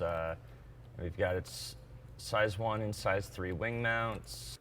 The Prowler for $425 has to be fucking amazing to warrant that price. We'll have to wait and see. We'll have to wait and see. I thought the Polaris wasn't really a ship for me, to be honest. The Polaris, I thought that was quite expensive. So the Prowler seems very expensive. We'll have to wait. Might be amazing. We haven't built out the missile launchers yet. That's going to be a little bit further mine, into hey, bro. the gray box phase. Some wonderfully oversized temp engines on this thing at the moment. You can see that really big back here. A lot of this is just to get the ship up flying as fast as possible. If you notice any of these little dots really low around poly. the ship, these are its maneuvering thrusters. So 24 total maneuvering, and then main and retro for 28 total thrusters on the ship. 28 total. So let's just go ahead and climb in. The onboard animation for it right now is a bit off, and you'll also sort of see the control panels are a bit broken, but whoop. So some of the other fun oddities of white box, the ladders won't retract just yet. Giant mains. So it's nice to see the white box though in this kind of stage. Ship. So those the stuff that they had for the Polaris merch, I think they might be making some of it now. Obviously, it was supposed to be sort of like, this is like in lore merch, but I think they're considering making it all now. So we'll have to wait and see. But some then of it. just basic gameplay is what we get in the white box. So all the controls, you can roll, you can pitch, speed up, slow down, anything basic, and then we just start getting the tuning set up from here. So the white box is really just the basic functionality check. So we make sure it can start, So the joy of this for me, seeing this, is pretty quick for them to get the Buccaneer into white boxes.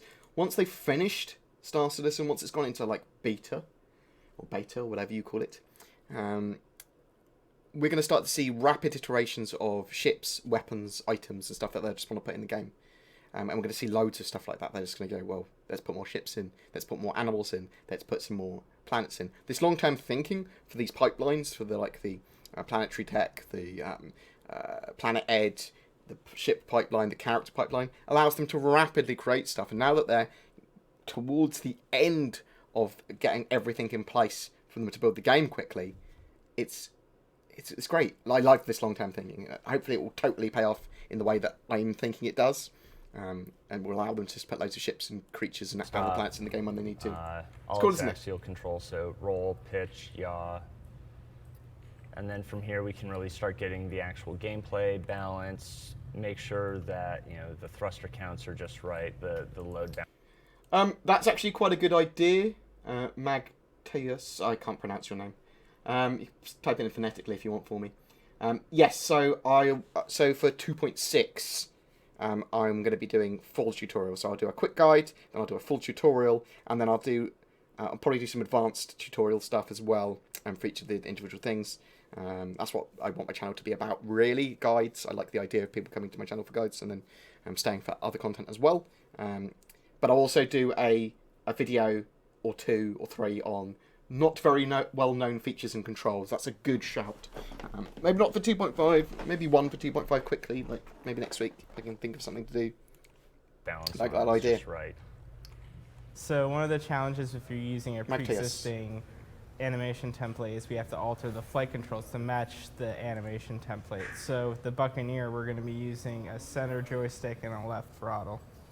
So in this scene, we have just the rough concept model we got from the concept artist. Those missiles, and what man. I did is I kit bashed in some existing Drake assets along with some other guiding rails so I could line up the animation. So you can see he's getting in. It's still really rough and there's clipping and not all the parts are animated yet, but we're really just trying to get an idea of whether or not this animation is going to actually work with the ship. So the concept itself, we're working really hard to make sure that we keep the spirit of the ship in its current iteration concepted out. So it's actually really common that we make tweaks to our designs when we move into production. And the reason why that happens is because the concept artist is focusing on communicating a specific feel to the player. So if it's meant to be a quick maneuverable ship, we want it to look quick and maneuverable. If it's meant to be a big cargo ship, you want it to look big and clunky, like it can't move. I don't think that they'll have a more expensive ship than the Polaris this year. I mean, we might see at the anniversary live stream on Friday, we might see Idris or Javelins on sale again. Maybe the 890 Jump, stuff like that. But I doubt there's going to be another concept ship at such a high price. It might be wrong. But what happens is when we move into production, we end up having to implement some standards for gameplay reasons. So this means, floors have to be a specific height, ladders have to be a specific height in terms of the rungs, the seats need to be a very specific way to accommodate for our characters. And that means we end up having to make tweaks to the concept to basically nudge it in the right direction to get it to fit properly. The changes that we make usually aren't big sweeping changes where we completely redesign the ship. It's just to make sure that it works properly with our game systems. So when this whole process is done. So at the anniversary live stream, they are showing the ship pipeline, and the rest we don't know. We know that they're focusing a lot of it on the ship pipeline. We know that they've got the Javelin, the Bengal, and the Idris pretty much finished, so that might be shown there. I'm hoping that we start to see some big capital ship stuff. We might see the Squadron 42 demo that was missing from CitizenCon. We might see some 2.6 gameplay. We might see some more 3.0 stuff. We might see some more behind the scenes of Squadron 42, more actors, that sort of stuff. We just don't know. But we will hopefully as well be seeing some behind the scenes of the Tavaran race, because they are obviously releasing the Prowler. I expect that they've got a lot of the Tavaran nailed down, at the very least in like second phase concept stuff. So we'll have to wait and see. You'll be able to get your hands on an awesome ship, the Buccaneer, which is really meant to be the pirates' answer to the military ships. So we're talking about going against the Avengers, the Hornets. This is Drake's answer to that problem. The pesky law getting in your way. Okay. I know I'm really looking forward to adding the Drake fighter to my lineup. It won't be just ships, but I know they're focusing on the ship pipeline as one of the major points for it. So, other portions of the studio are digging deeper into 2.6 bugs. If it's capital ships and capital ship battles and stupid shit like that, I will be happy as a pig in shit. I mean, that will be amazeballs for me. I mean, that's one of the main reasons I'm into Star Citizen. I love the idea of capital ships and boarding and big, like, giant melees and battles happening on totally combined armed fronts. So on planet, on boarding on ships, capital ships, single fighters, all of that just coalescing together in some sort of odd battle. You don't really know where it's going and you need to communicate really well. It's like a giant raid against two raid parties. Oh, it's so good. Our tech design teams are delving into several different ships, as well as concepts, characters, and animations that I can't really spoil yet, but all you'll be seeing in the not-too-distant future. In other news, in LA, we're gearing up for the next week's live stream, and we'll have some more information out to you soon. Well, that wraps us up this week. Thanks for watching. Wraps us up? Next time.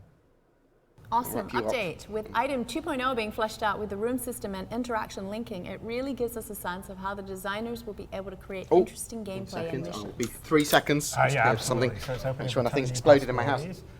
Players will be able to approach the scenario multiple ways. Joe, you're in charge. Charging guns blazing, turn off the power to bypass security. Maybe they want to forget all that and just force open the airlock, and vent everyone inside.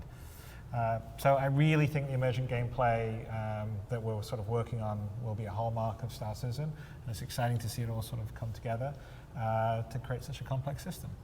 It is, and it seems like scanning will also be a pretty big deal, with players gathering info and making tough decisions. Yeah, right, or making rush decisions with imperfect info, which can be a lot of fun too.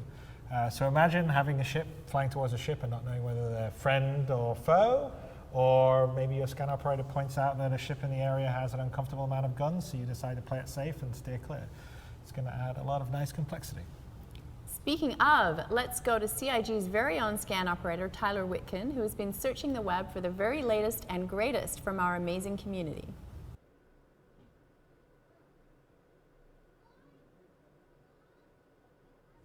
Hey everyone, Tyler Witkin, Community Manager in the Austin, Texas studio, here to bring you this week's Community Update. Just as a reminder, there's only 1 day left to enter the Asperia Prowler Art Competition, so if you wanted to get your submission in, I would do it now.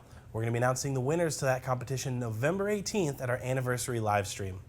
In other news, we've been nominated for Most Anticipated Game of 2017 in this year's Global Game Awards. If you want to follow all the progress on that, you can head over to game-debate.com/awards, and the voting ends November 25th. And now it's time for this week's MVP. A huge congratulations to Rice Mated for his detailed efforts in creating a full-sized 3D printed P4 SC rifle straight out of the Star Citizen universe.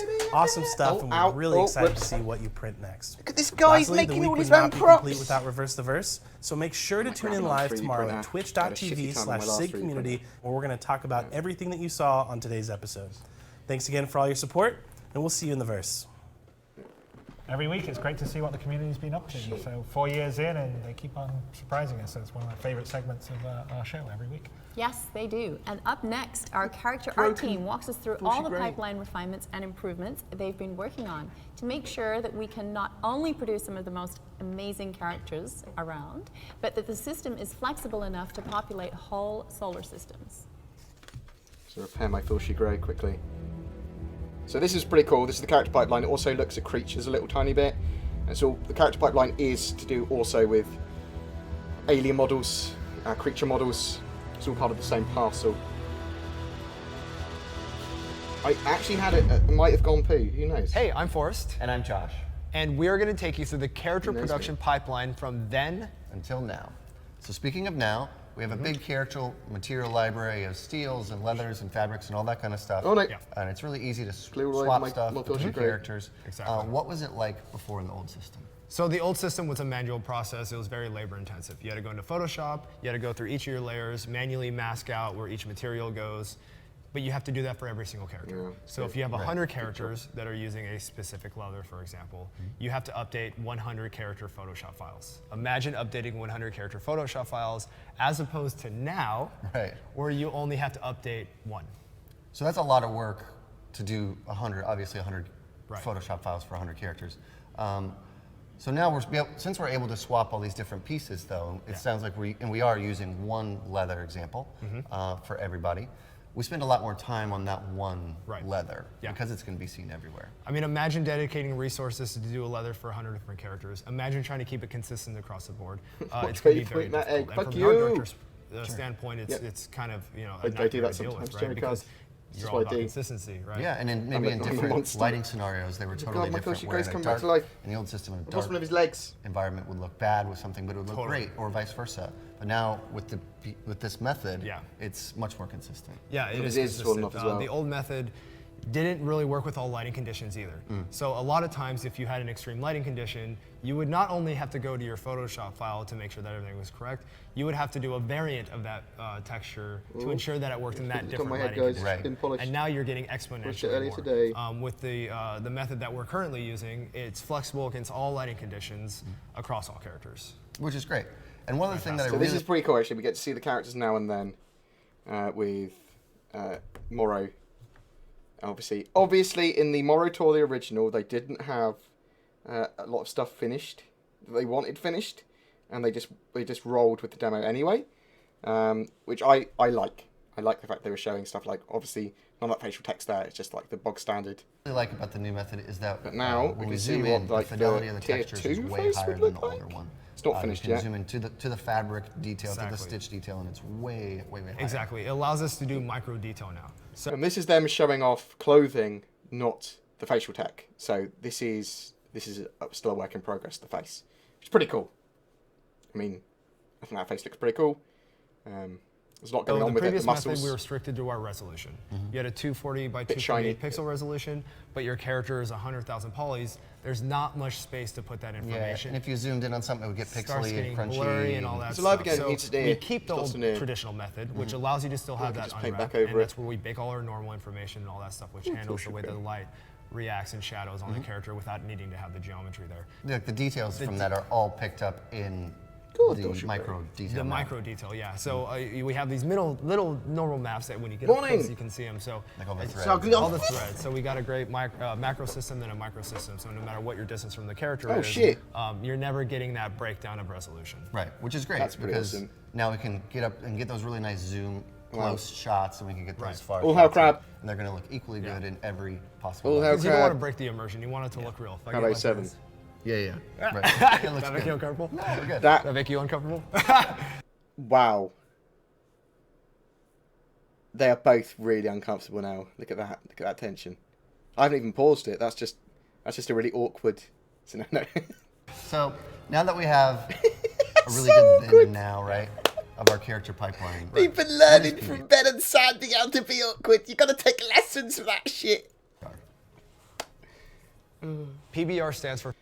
So PBR is a cool system as well for the character pipeline. It's physics-based rendering so that they can use like real-world figures and details to get realistic-looking lighting, shadows, and how the like items and cloth and models react to light and shadows and stuff. For physical-based rendering. Physical-based rendering is the realistic approach to rendering game surfaces based on real-world measurements.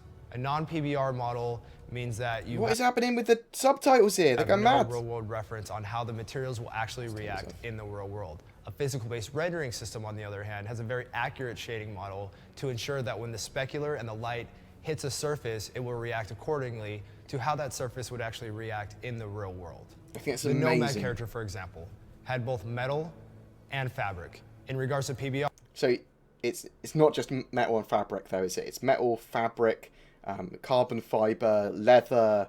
There's loads of stuff going on here. That's two different ends of the spectrum. One is reflective and one is matte, which means that we had to ensure that all of our specular settings were correct, so when the daylight hits the model, every surface reacts accordingly. It's made of the sweeter smelling one. One of them smells sweet. PLA, I think. I think I only have PLA-based stuff. So the character pipeline is all the different types of phases that we're going to go through to create a character. It typically starts in concept phase, then it moves to a high poly phase, followed by a low poly phase, and then texturing and materials. 2D concepting is the very first step of character development, where a concept artist will provide ideation sketches provided by the design briefs. 2D concepting is very important in our pipeline because it's fast, it produces quantity of ideas, it's loose. I like the fact that the Sand Nomad came from this picture, these pictures and stuff. Are they supposed to be like Persian Immortals?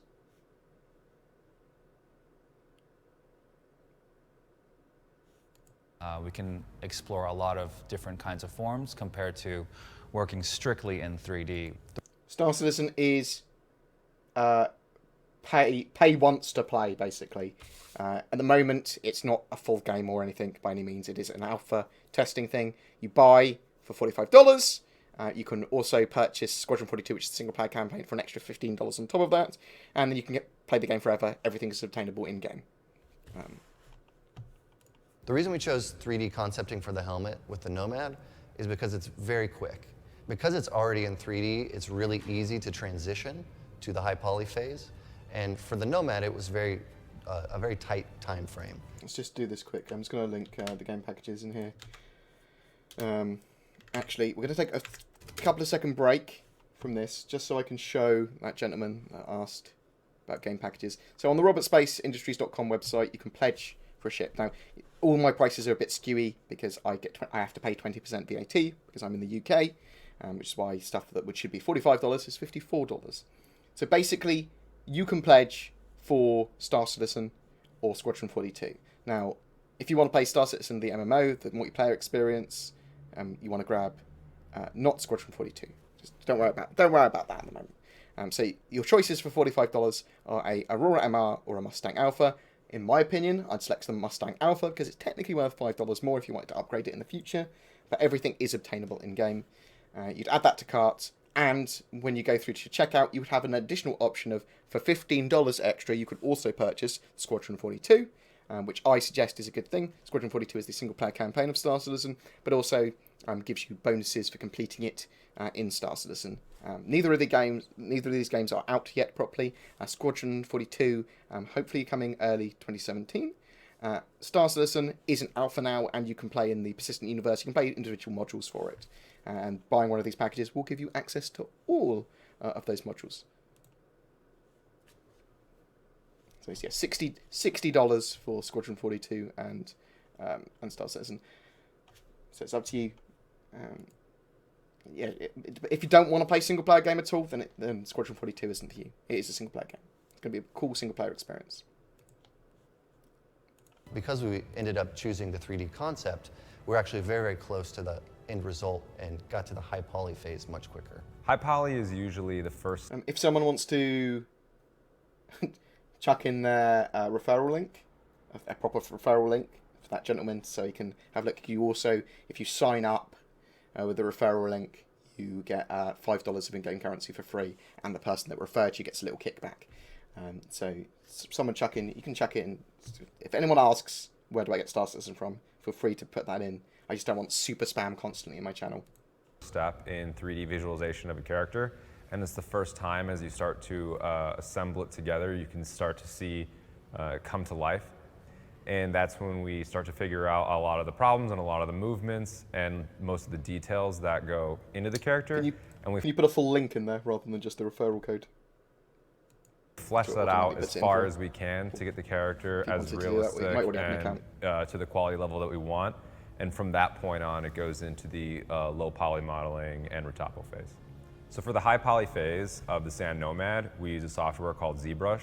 And what ZBrush is like, it's an amazing tool. So you can see the multiple flat surfaces that the models are made of. Tool that allows you to go through different levels of detail. So for example, I worked on some of the arm for the Nomad character. And it's really easy to sculpt because I can kind of get a base topology down and get the shape and the silhouette of the character. And then we're able to subdivide the polygons and continuously go up in detail, which allows us to do a few different types of things subdivisions and get to like more of. So when you subdivide more, the idea is that you basically have you separate stuff into more and more grids, so you have more and more detail. So you have like big grids, and you slowly get more and more little tiny grids, little tiny sections that just like a clay-like more and more detail. And as you can see, the character gets more and more detailed as we go up in subdivision.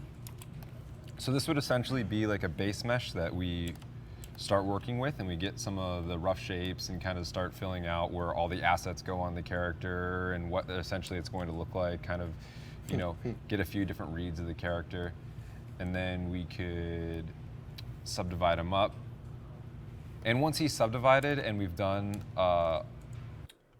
people that are looking for referrals, I do try and help my, well, I will be trying to help my Patreons and my Game Wisps guys with referrals, but you'd be surprised how powerful social media is if you literally just share your link on Twitter or on your Facebook. Obviously don't spam people, don't piss people off. I do find that quite useful. Like even Moobot knows what's going on. Good job, Moobot. All the passes, all the sculpting passes on the character, we start to see our first real iteration of what the character could look like. And in this situation, we can kind of move around different lighting, see how it reacts with some of the shapes. Now, we're not really trying to like capture any materials or anything like this. At this stage, we're essentially just looking at the character as a whole, from my first read to a second read to a third read, getting all the levels of detail in, from some of the bolts to the belt to the way the fabric folds work, yeah, and kind of how the character might actually look. So this could have taken them up to 5 months to do originally without the refined character pipeline they have, but they were able to do like a totally new model in 3 weeks. That's only going to get quicker as well. When he's brought in, because they're making these materials. You can see these and materials down here. ZBrush is a critical component of our pipeline, and that allows us to subdivide the model and get really, really high resolution, so we can see the character at its most detailed phase. The process for the low poly for the character team is pretty straightforward. We use Maya or Topogun in terms of software, and our goal is to capture the silhouette as much as possible while keeping it within limits that are required for the game. The process for doing low poly in the character team, we use Topogun or Maya to create it. Our focus is on capturing the silhouette and making sure that the geometry isn't too high, and then it will kill the frame rate in the game. A low poly mesh is a simple mesh that is built up of quads and triangles to give us an approximation of what our high poly sculpt is. So it'll end up being little squares that build up the entire character. It's pretty cool, isn't it? Our character pipeline uses a specular physical-based lighting model. So what that means is when the light hits the surface, we define on the surface through the specular channel exactly what type of surface that is. So here we are in a test map where we're doing some... So this is beautiful because we get to see how different materials and colors effectively change the way the model looks. Look dev on some materials for the Nomad. To show you some physical-based rendering stuff. Right here we have a gold polished material. Right here we have a very basic generic metal. And then right here we have a just very rough microsurface pattern, so it doesn't have much reflection. So if I come over here in my gold, I'm gonna go ahead and go to my glossness, which is... You can see a mountain in the background. You can see a couple of moons or planets. See the sun. That's a pretty cool reflection. Essentially a roughness value. And when I drag it down, it's you can see that we start... I mean, I see what you mean. It's a little Fremen-esque with the still suit, isn't it? Almost. losing the perfect reflection until it becomes sandworm all the way as matte. well. That is because we're essentially making the surface to simulate more roughness. The more roughness you have, the more the specular is going to Whoa. So this is what a lot of people were talking about on We're essentially Reddit. making the surface to simulate more roughness. The more roughness you have, the more... Oh, someone just got an email from Jake Ross. PU Live release update, handover 2.6. So this went out to what it looks like CIG's leadership. And all the QA guys and everyone and DevOps. So this suggests to me that maybe, that 2.6 is closer than we think. Well, can't be further than we think, can it? Lol. Oh no, what did I do? I tried myself. Specular is going to distribute across the surface, which is essentially a simulation for heat distribution. So overall... Geocache shelved files. Build test failure. Oh, you see all the cool stuff here. On our character, we have this really slick way of actually swapping out all the materials and doing all this really awesome kind of thing. I think it's a very high possibility that 2.6 will be released, at least to the PTU, for the anniversary live stream. It literally depends if they've got enough of the blockers. If they look at it and go, yeah, this is releasable and it won't piss people off. If they look at it and go, there's a bug that is going to piss people off too much. So let me go ahead and...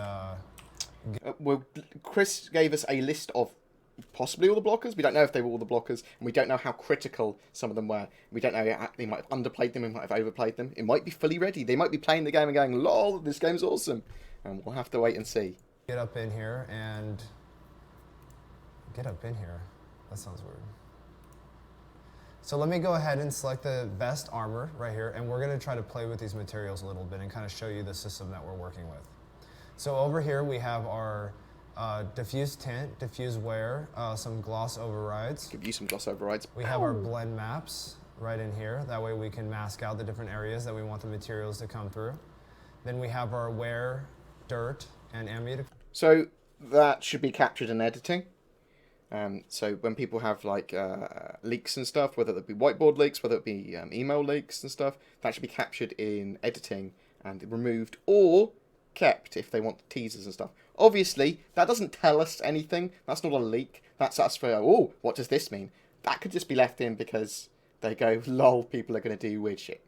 Or they're gonna be in, it's going to create intrigue. It's going to create hype. So the whiteboard leak from Sandy, the whiteboard leak from ATV was 100.2, Lando's assets leak.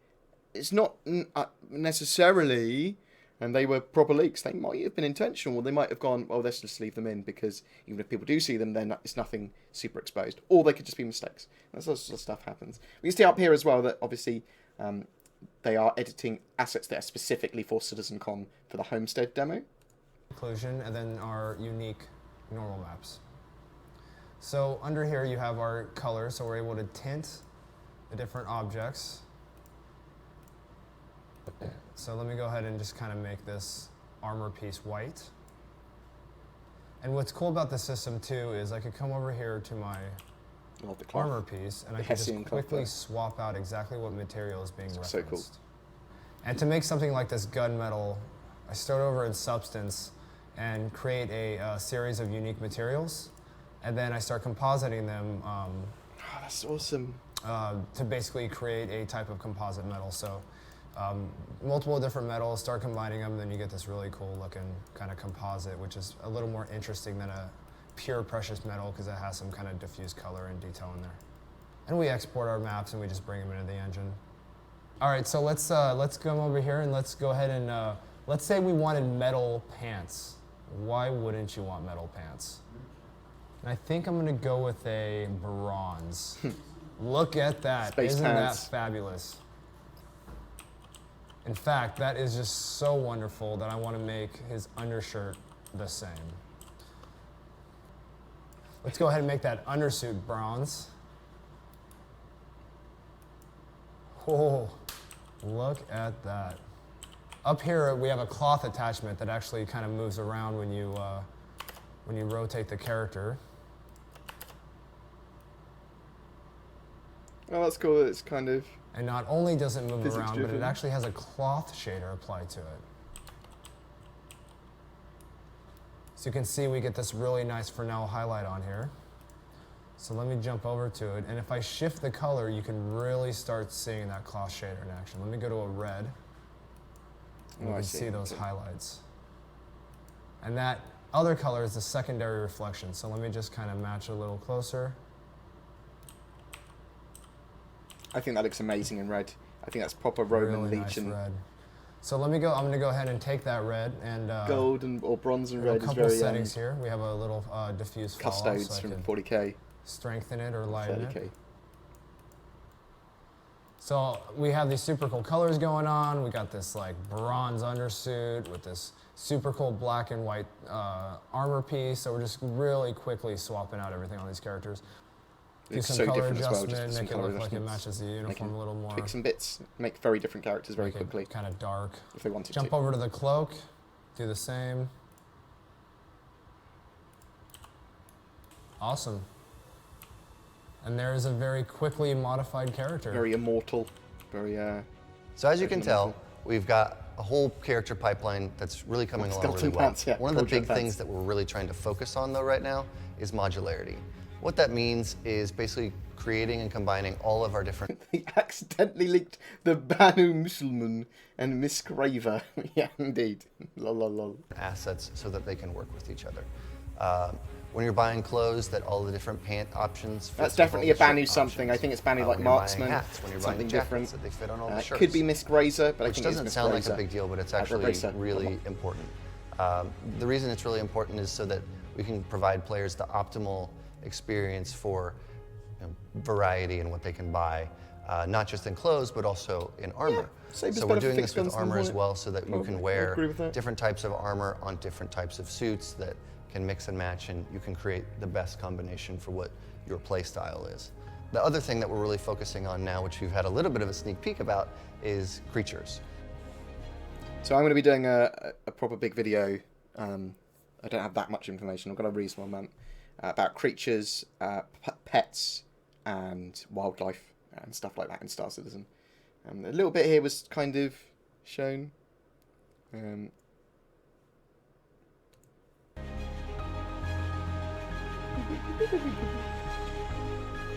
mean, the worm is pretty highly detailed.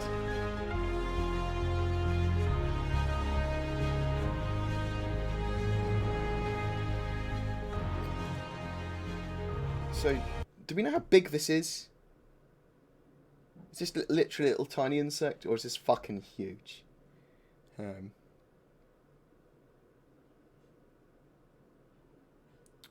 there any information on the top? Just polysphere. I can't see anything that would tell me more, which is really annoying.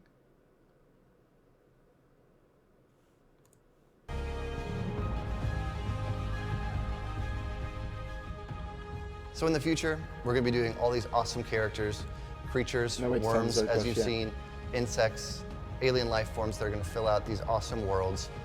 And with a strong character pipeline in place, any of this is possible. That was great. Really interesting to see how they blend 2D and 3D concepting to create a character.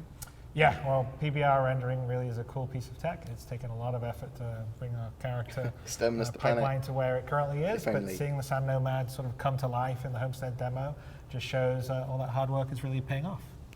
And there you have it. That's about it for today's show. But before we go, do you want to share an update on what's happening with 2.6? Sure. Yes, you do. 1 second, let's just go back to that. Sure. Yes.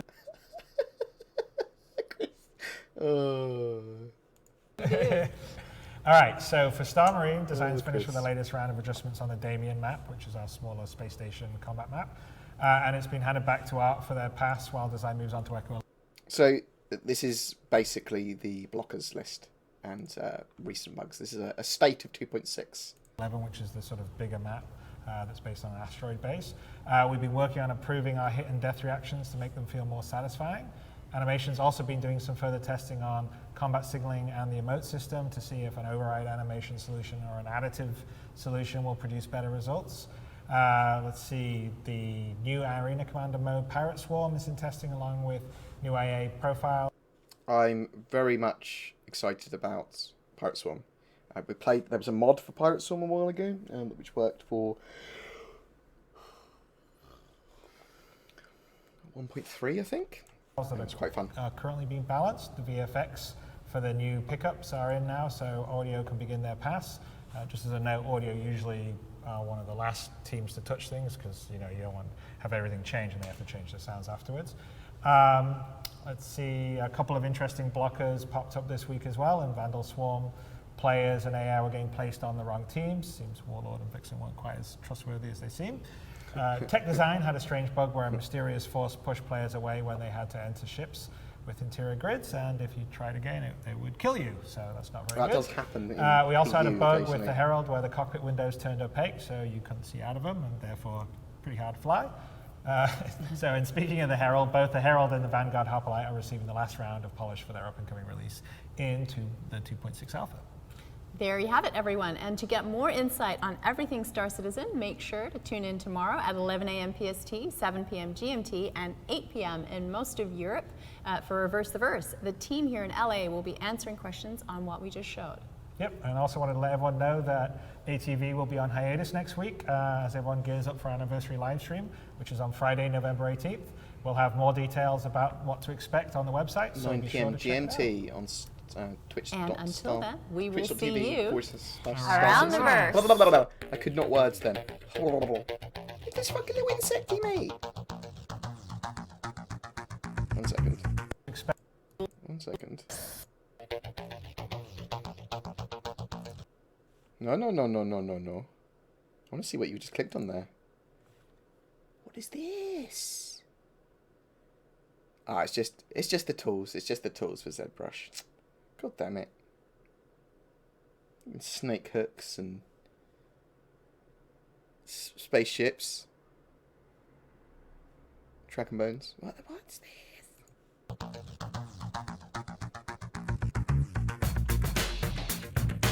You're a dragonfly. Yeah, this is the original concept for dragonfly motorbikes, mate. Okay. Well, that was interesting to watch. There is a there was that Star Citizen Machinima that came out relatively recently, which we should probably take a look at. We'll take a look at that and then probably call it a day. Zenthor's been doing some cool stuff as well. Let's grab this up here. So Zenthor, and this is his channel. Let me link you. Does cool shader packs for Star Citizen, but also has been doing some cool other bits and bobs for the game. Grabbing assets out and putting them into Unity. I think he's been putting it into the Adam world, which is a video or film that was done in Unity. But then he's putting the Star Citizen assets there and making them look cooler, and then allowing you to be able to drive them and fly them and look around. The idea was to do it with Terra. I'm going to turn off the music just in case it's copyrighted.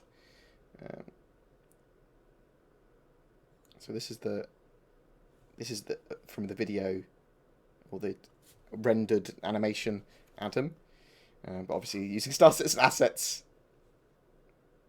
So you can fly the dragonfly.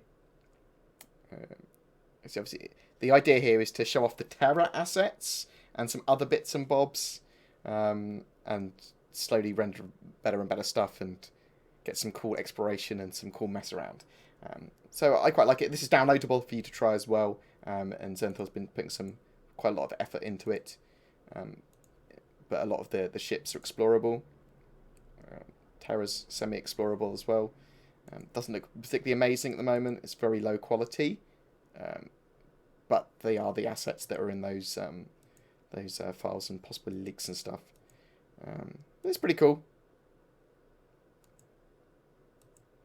I'd watch this space with Zenthor stuff because This is significantly better than I saw it last time as well. Fly around as well. By yourself. And there's lots of interesting things inside some of the buildings. This is an Terra Tower, I think.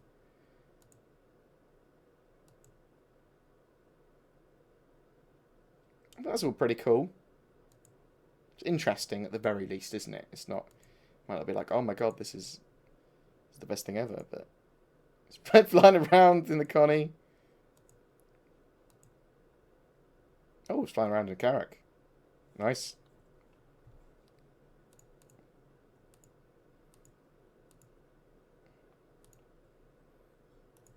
Obviously, it's something to watch. It's an interesting thing to see what Xantha's doing with that stuff. So check that out. I'll link the video as well, and you can download it straight from here.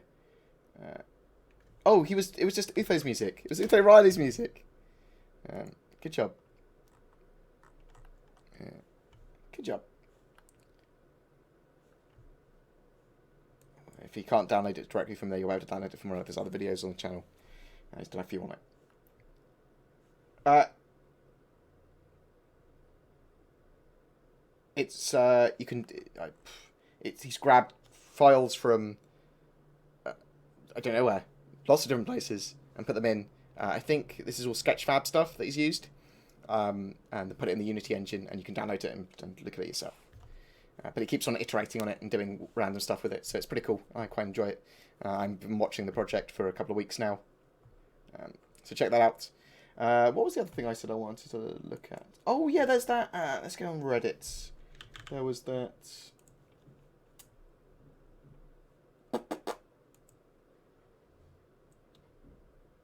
Someone was making.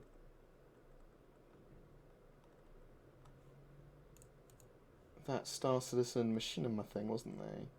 Wasn't they? Does anyone know what machinima I'm talking about? It came out the other day. It was on Captain Richard's channel, I think. Would you download a bear? I download a bear. Fucking download the shit out of a bear, mate. Does anyone know the machinima I'm talking about? Can they link it if they do? Even with just its name?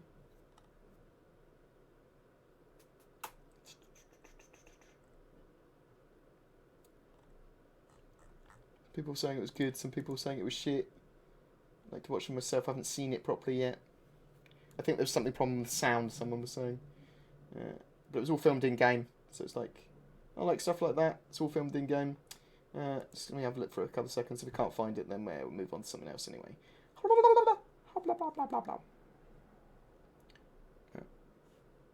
Game Dutchman.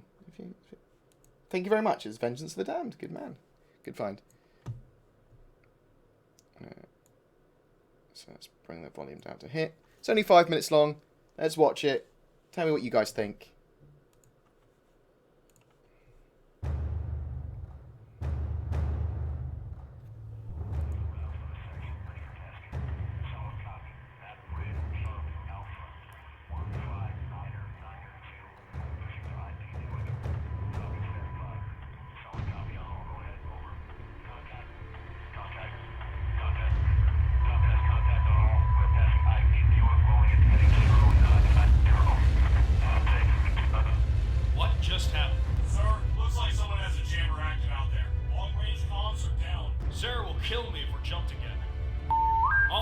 Battle stations. After the Vanduul blew up half our ship, I'm shocked she let you out of Terra. Well, maybe if you guys did the broadside of a king ship, we wouldn't have that problem. Alright, you try flying the 52.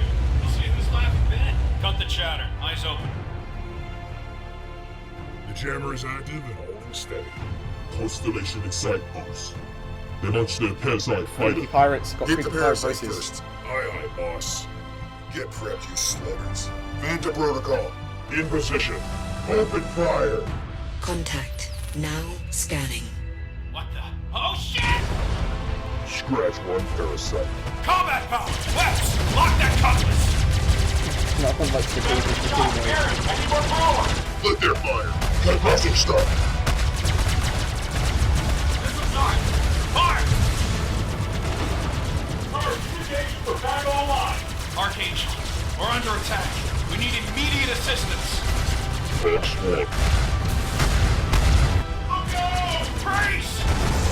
disable their engine. Brace! Archangel to Squadron. Falcon 2 is under attack. Jump on my command. He didn't give a command.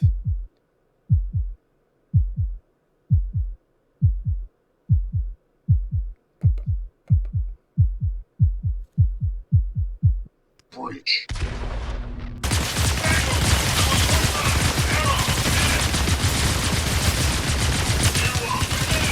That's a little combat roll.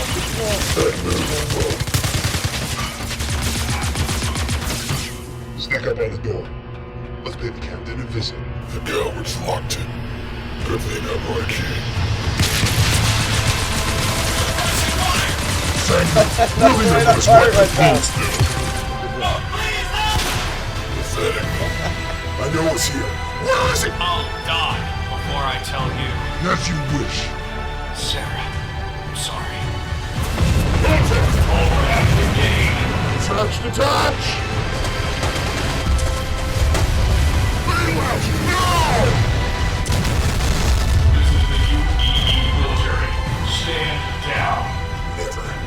Kill him. Archangel to the Retribution. Fire. I mean, that was a pretty cool shot of the torps. Nice. Oh. Logos. Falcon 1, this is Archangel. Decoy is down. We will escort you to delivery. Wow. Yeah, that was I quite liked that. The issue with me was sound. So the music should have been lower and the voices should have been higher or enhanced somehow, because I found it hard to listen to what they were saying. But I thought it was pretty well shot.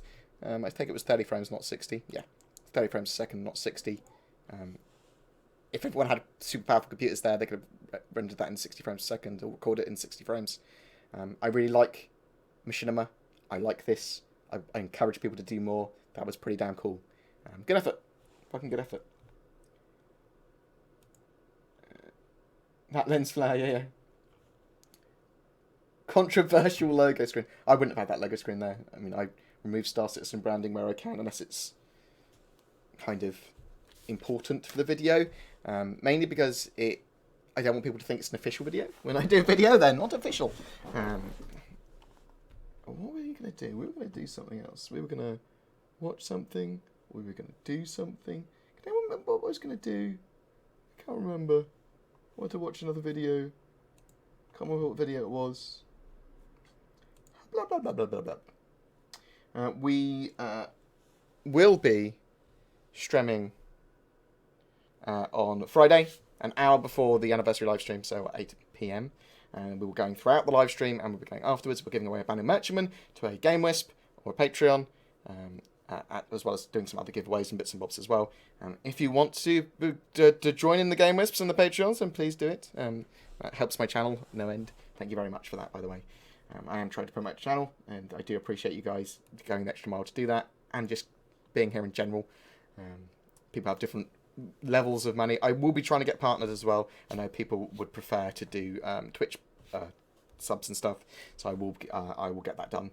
I will message them in a bit. No, my videos are not official CIG material. I may use some official CIG material in their construction. But yeah, I can't remember what we were supposed to be doing. I think we might call the stream there. It's 4 o'clock now, PM GMT. Did I see the Cutlass rework comparison pic? You're more than welcome to, if you want to link it, we can have a quick look at that before we go.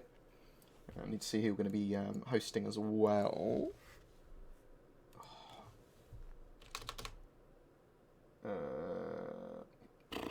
I've become a horse. Twitch. That's what I'm doing.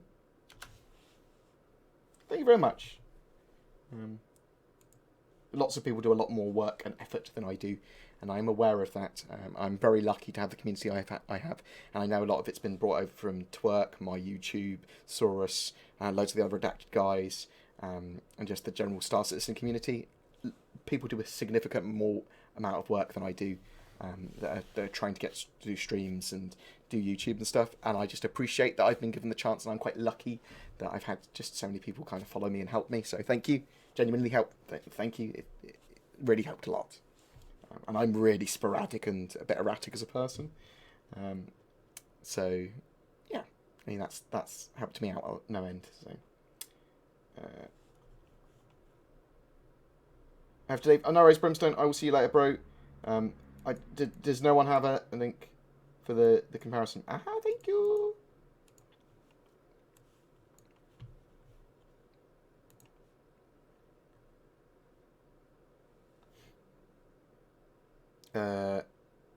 Is this real?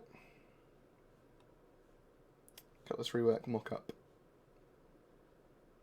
They've armoured its thrusters with more twisty bits. They've made it fatter. So it's going to be a bit fatter, slower. Able to deal with cargo, larger cockpit. Okay. To be a bit more tanky, I take it then. That's what it looks like.